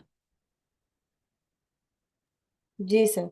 सर सिंपल इसमें हम ये कह सकते हैं सर कि क्लियर। ऑफर एक्सेप्टेंस और रेवोकेशन को कम्युनिकेट करने के दो तरीकाकार बताए गए हैं, एक एक्ट और दूसरा ओमिशन। बस यही है मैडम, बिल्कुल सही है। ऐसे ऐसे मैडम सिंपल लेके चलें तो कमाल होगा, कमाल, जी सर ठीक है सर। कमा, कमाल होगा, कमाल। चलो जी, देखें आगे जी आपका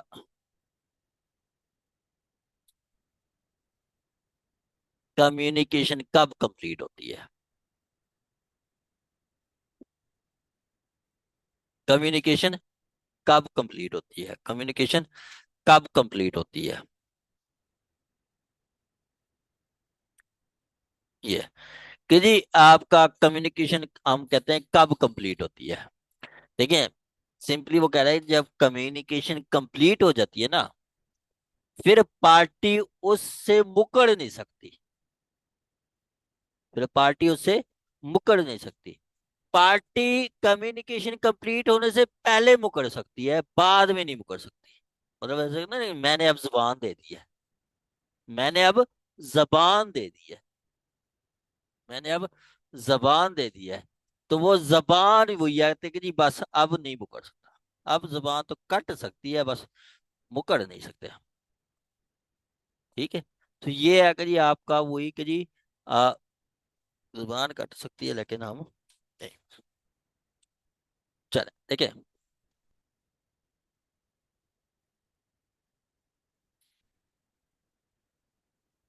कहता है कि जी आपका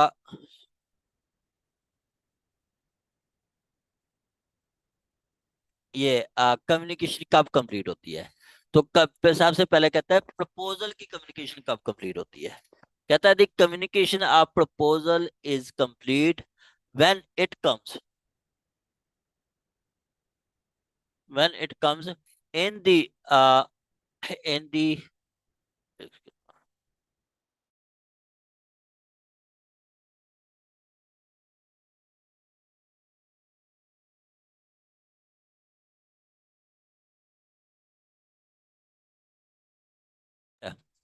अच्छा, कहता है कि जी आपका कम्युनिकेशन प्रपोजल की कब कंप्लीट होती है, मतलब ऑफर की कम्युनिकेशन कब कंप्लीट होती है।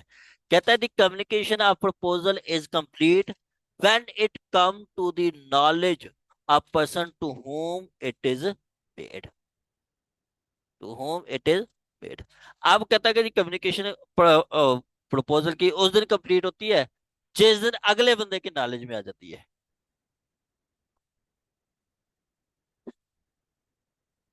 जिस दिन अगले बंदे के नॉलेज में आ जाती है। ठीक है, मतलब मैं कहूँ कि जी आपका आ, वही कि जी फवाद साहब ने कहा हुजैफा को कि जी मैं आपको कार सेल करता हूँ,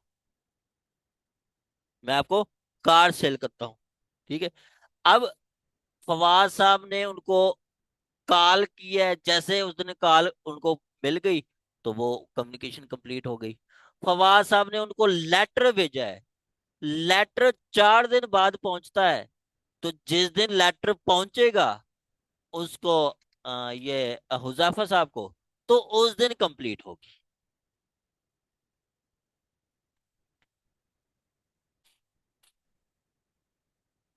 ठीक है, उस दिन होगी।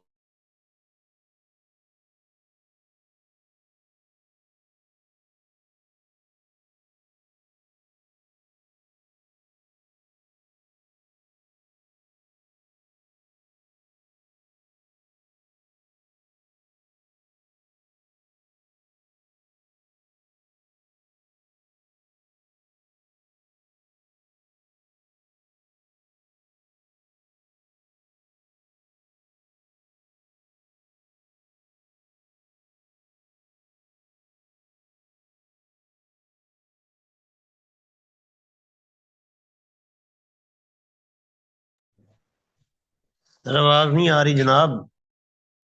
जी सर, आवाज नहीं आ रही। सर का माइक ना म्यूट हो गया। अ, वो खुद माइक ऑफ किया था, वो अर्जेंसी थी। वो जब माइक ऑफ हो तो समझ लें कि जी, समझे कि जी खुद किया है, वरना माइक ऑन और कॉल ना आए तो फिर वो मसला होता है नेट का। चलें जी, मैं फिर कह रहा था कि जी आपका वही कि जी प्रपोजल की कम्युनिकेशन कब कंप्लीट होती है।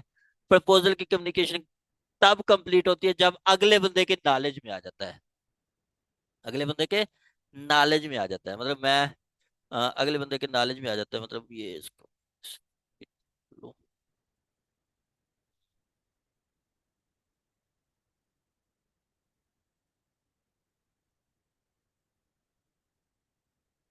चले ये। अब देखें कि जी यहाँ पे है यही कि जी फवाद ने लेटर भेजा, और वही लेटर मतलब ए ने लेटर भेजा बी को, बी को लेटर 5वें दिन मिलता है, तो जो ऑफर की कम्युनिकेशन कंप्लीट होगी 5 दिन बाद। ऑफर की कम्युनिकेशन कब कंप्लीट हुई, 5 दिन बाद।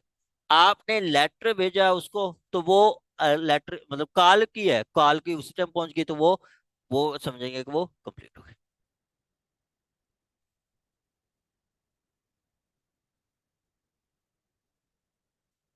ठीक है, ठीक है, तो वो आपका कम्युनिकेशन का तब कंप्लीट हो जाती है, मतलब सिंपली आप जैसे ही मतलब मैंने एग्जांपल लिखी, अगर इशफाक ने कार सेल करनी है तो वो मुदस्सिर को कॉल करता है, मुदस्सिर को जिस दिन प्रपोजल का पता चल गया तो वो फिर मुकर नहीं सकता।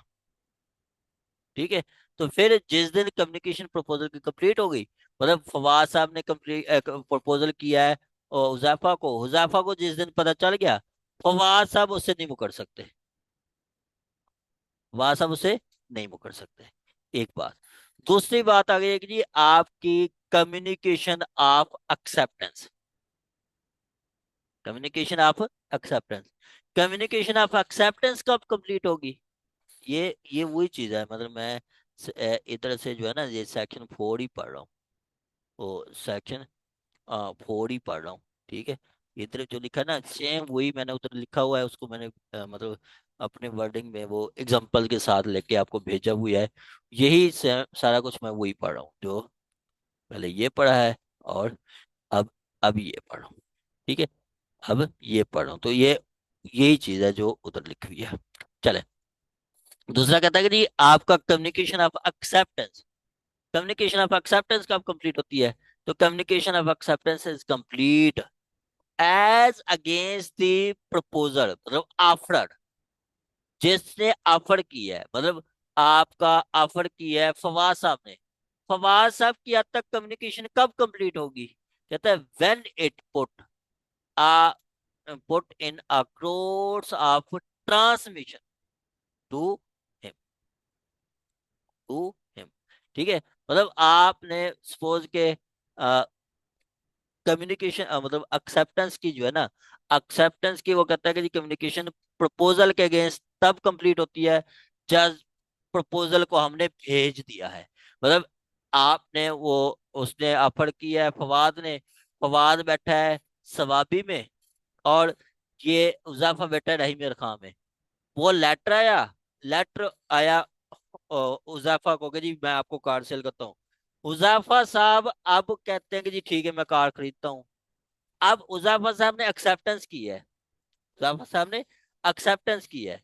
तो एक्सेप्टेंस की कम्युनिकेशन उजाफा साहब की हद तक और फवाद साहब की हद तक कब कंप्लीट होगी? पहले वो बात करता है कि जी उजाफा साहब की ने जो एक्सेप्टेंस की है वो फवाद मतलब प्रपोजल की हद तक उस दिन कंप्लीट होगी जिस दिन फवाद ने उजाफा ने लेटर भेज दिया, जिस दिन उसने कम्युनिकेशन भेज दी, जिस दिन उसने पोस्ट करवा दिया, जिस दिन उसने लेटर के थ्रू उनको भेज दिया, तो उसकी हद तक कंप्लीट हो गई। मतलब आपका फवाद की हद तक कंप्लीट हो गई। मतलब ये इनको लेटर मिलता है, ये कहते हैं ठीक है मैं खरीदता हूँ। ये एक्सेप्टेंस कहते हैं जी ठीक है मैं खरीदता हूँ, मैं ये एक्सेप्टेंस का लेटर जाते हैं पोस्ट ऑफिस में भेज देते हैं। ठीक है, तो जिस दिन पोस्ट ऑफिस भेज दिया है, जिस दिन पोस्ट ऑफिस भेज दिया है, तो ये इनकी उस वो जो बैठा है वो ऊपर अ, फवाद फवाद की हद तक कंप्लीट हो गई। फवाद साहब नहीं मुकर सकते। ठीक है, और यही हुजैफा की हद तक कंप्लीट कब होगी कि when it come to the knowledge to proposal. और जिस दिन प्रपोजल मतलब भी अफवाद को पता चल गया कि जी उसने एक्सेप्ट कर लिया है, तो फिर ही बता ये नहीं मुकर सकता, फिर ये नहीं मुकर सकता, मतलब आपका ये हुजैफा नहीं मुकर सकता। ठीक है, तो आप सर इसमें दो सिचुएशन, मैडम सुन ले एक बार ना कंसेप्ट ले ले, आप लिखती जाए, अगर क्वेश्चन है भी सही तो लिखती जाए, मैं आपको फिर आपको समझाऊंगा इजी हो जाए। ठीक है, मैं इजीएस्ट वे में आपको समझा रहा हूँ, आप सुकून के साथ सुने देखें। मैं फिर एग्जांपल दे रहा हूँ कि जी फवाद प्रपोजल आया था, फवाद ने प्रपोजल किया है, फवाद ने कार सेल की है उजाफा को। अब फवाद ने जिस दिन कार की ऑफर की, ऑफर का जिस दिन इसको पता चला उजाफा को, तो प्रपोजल की कम्युनिकेशन कंप्लीट हो गई। अब प्रपोजल की कम्युनिकेशन कंप्लीट हो गई, अब गेम आ गई है यही प्रपोजी मतलब प्रोमिजी के एंड में, मतलब उजाफा के एंड में। उजाफा साहब इसको एक्सेप्ट भी कर सकते हैं, रिजेक्ट भी कर सकते हैं। अगर एक्सेप्ट करते हैं तो इसकी एक्सेप्टेंस की कम्युनिकेशन कब कंप्लीट होगी? तो कहता है एक्सेप्टेंस की कम्युनिकेशन टू वर्ड्स आफ्टर, मतलब टू वर्ड्स आफ्टर फवाद की के अगेंस्ट कब कंप्लीट होगी? जिस दिन उजाफा ने लेटर लेके भेज दिया उसको, जिस दिन इन्होंने हाँ हाँ में हाँ मिला दी, उस दिन उनकी हद तक कंप्लीट हो गई। मतलब फवाद की हद तक कंप्लीट हो गई, फवाद उससे नहीं मुकर सकता। और इसी उजाफा मतलब एक्सेप्टर की हद तक कब कंप्लीट होगी? तो जिस दिन फवाद को पता चल जाएगा, तो फिर ये नहीं मुकर सकते। मतलब ये मतलब फिर उजाफा नहीं बोल सकता, मतलब ये इन्होंने भेजा, लेटर भेजा आ, फवाद को, फवाद को लेटर भेजा। अब जिस दिन लेटर इन्होंने भेज दिया, ठीक है, फवाद बाउंड हो गया। और जिस दिन उसको लेटर मिल गया, लेटर उसने पढ़ लिया, उस दिन फिर ये हुजैफा बाउंड हो गया, उस दिन हुजैफा नहीं पकड़ सकता। ये है आपकी एक्सेप्टेंस की कम्युनिकेशन कंप्लीट। ठीक है, मैं इसकी एग्जांपल देता हूँ, इधर देखें। अब ये मतलब ये ए है, ए ने लेटर लिखा बी को, जिस दिन बी को लेटर मिल गया, तो ऑफर की एक्सेप्टेंस, वो कम्युनिकेशन कंप्लीट हो गई। अब बी पे है, बी ने भेजना है वापस ए को एक्सेप्टेंस। तो बी जिस दिन लेटर भेजेगा, यहां से बी ने लेटर आज भेज दिया, तो ये ए इस पे बाउंड हो गया। और ए, ये लेटर जिस दिन ए को मिल गया, फिर बी बाउंड हो गया। ठीक है। अब आगे आगे रिवोकेशन है कि जी रिवोक करना है, वापस लेना है, तो वो कम्युनिकेशन से पहले रिवोक कर सकते हैं, बाद में नहीं रिवोक कर सकते। कम्युनिकेशन से पहले रिवोक कर सकते हैं, बाद में नहीं रिवोक कर सकते। मतलब इसका मैं कहता हूँ कि जी आज सपोज के उजाफा साहब है, उजाफा साहब ने लेटर भेजा, ठीक है, तो वो फवाद बाउंड हो गया। अब फवाद साहब नहीं वो कर सकते जिस दिन इसने लेटर भेज दिया। और उजाफा साहब तब बाउंड होंगे जब जिस दिन उजाफा साहब फवाद को, मतलब जो प्रपोजल है उसको लेटर मिल गया, उसने एक्सेप्ट किया कि जी ठीक है, तो फिर उस दिन उजाफा साहब नहीं वो कर सकते। ये है आपका कम्युनिकेशन की। जी मैडम।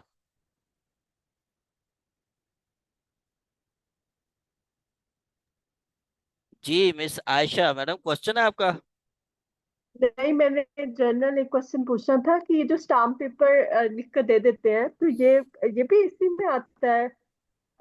ऑफर एक्सेप्टेंस वाला कोई सीन होता है जब मैडम, कोई मतलब कॉन्ट्रैक्ट वगैरह करना हो तो उसको स्टाम्प पेपर लिख कर दे देते हैं, इसकी क्या अहमियत होती है हमारे इस लीगल उसमें? मैडम बिल्कुल कंट्रैक्ट है, बिल्कुल जी। कंट्रैक्ट है, कंट्रैक्ट है, बिल्कुल बिल्कुल कंट्रैक्ट है। वो तो बैठी सामने बैठी पार्टीज बैठी हैं और हो जाता है। यही चीज हम पढ़ रहे हैं, यही चीज पढ़ सर, रहे हैं ये। जैसे स्टाम्प पेपर लिख कर दे देते हैं तो मतलब दोनों फॉरेन अगर सिग्नेचर्स हो जाते हैं तो ऑफर एक्सेप्टेंस मतलब वो सब कुछ हो जाता है? हो जाता है, सारा कुछ हो जाता है, कंप्लीट हो जाता है। ठीक है। और सर एक चीज होती है इकरारनामा, वो क्या किस चीज में आता है? इकरारनामा भी एग्रीमेंट है मैडम, मान लेना। इकरारनामा भी एग्रीमेंट। एग्रीमेंट, हाँ एग्रीमेंट है, ठीक है। एग्रीमेंट। चलें जी, तैमूर साहब अपना माइक आप रखें, तैमूर अहमद साहब। ठीक हो गया? चलें जी, चले। ये आपका है सिंपली, मतलब ए ने ऑफर की बी को, तो ए की ऑफर जब बी को पहुंच जाएगी तो प्रपोजल की कम्युनिकेशन कंप्लीट हो गई। अब बी ने एक्सेप्ट करना है, बी ने जब लेटर भेज दिया ए को, तो ए बाउंड हो गया। और ए को जब लेटर मिल गया तो तब बी बाउंड हो गया, तब बी बाउंड हो गया। चले, अब इसमें ना एक थर्ड चीज है, रिवोकेशन। ठीक है, रिवोक भी कर सकते हैं, रिवोक भी कर सकते हैं। ठीक है, रिवोक भी कर सकते हैं, मतलब आप,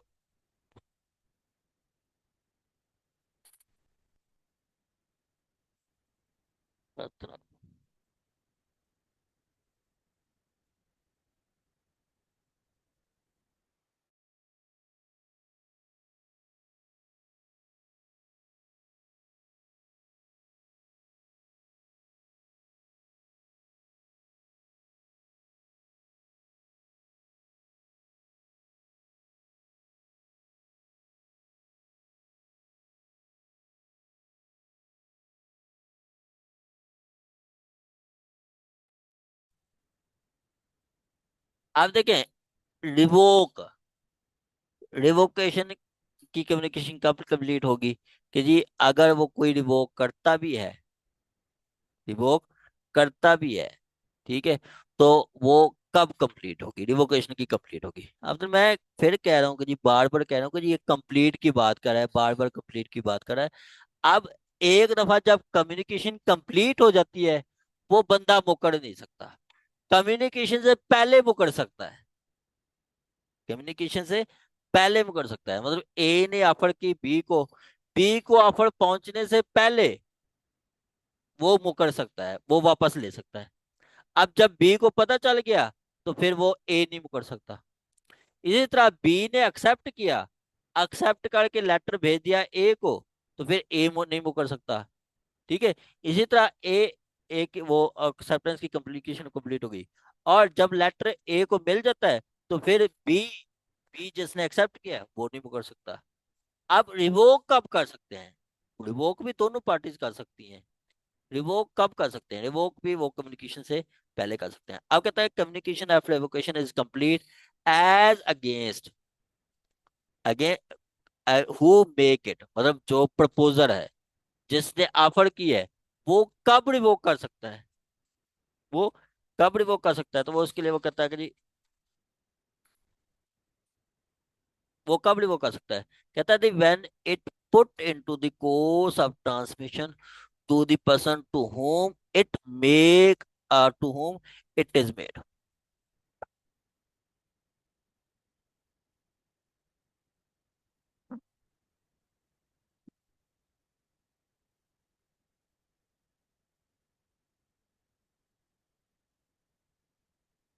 कहता है communication of revocation against the person who make it, मतलब आपका जो मेक इट, जो प्रपोजल है, आफ्टर है, आफ्टर की हद तक कम्युनिकेशन कब कंप्लीट होती है? आफ्टर की हद तक कम्युनिकेशन कब कंप्लीट होती है? तो वो कहता है कि जी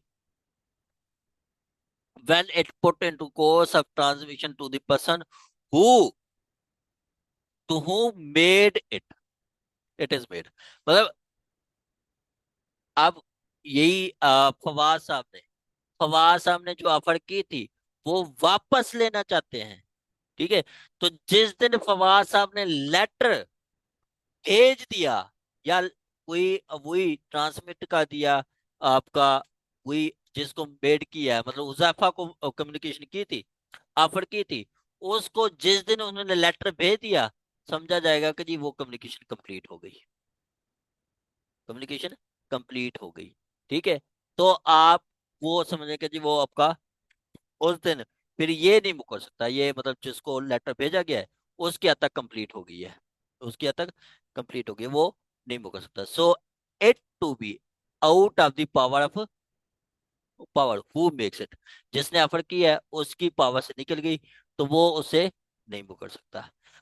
दूसरी बात कहता है कि जी against the person to whom it is made, मतलब जिसको आपकी ऑफर की थी, जिसको की थी, मतलब वो आपका एक्सेप्टर की बात कर रहा है, प्रोमिसर की बात, प्रोमिसी की बात कर रहा है।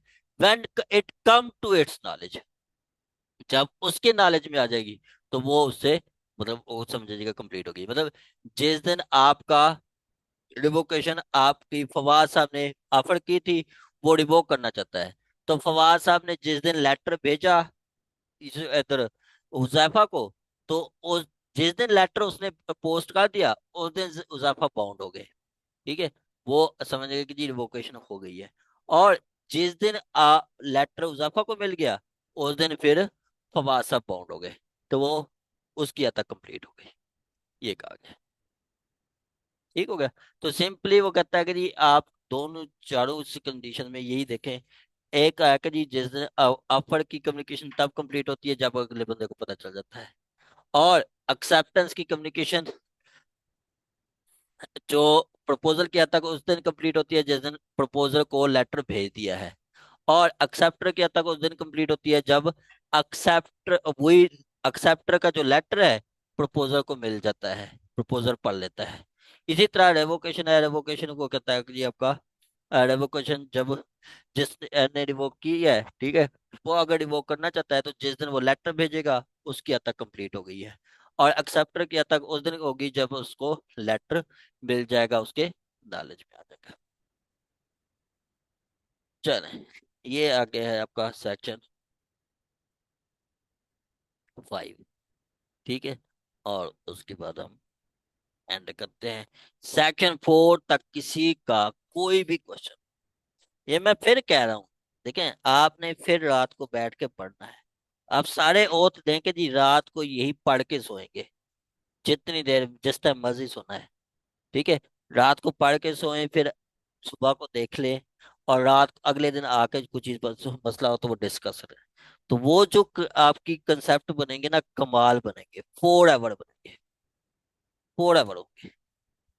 चलें, आ गया जी आपका। यहाँ तक किसी का क्वेश्चन है तो आप पूछ सकते हैं, यहाँ तक किसी का कोई क्वेश्चन हो तो।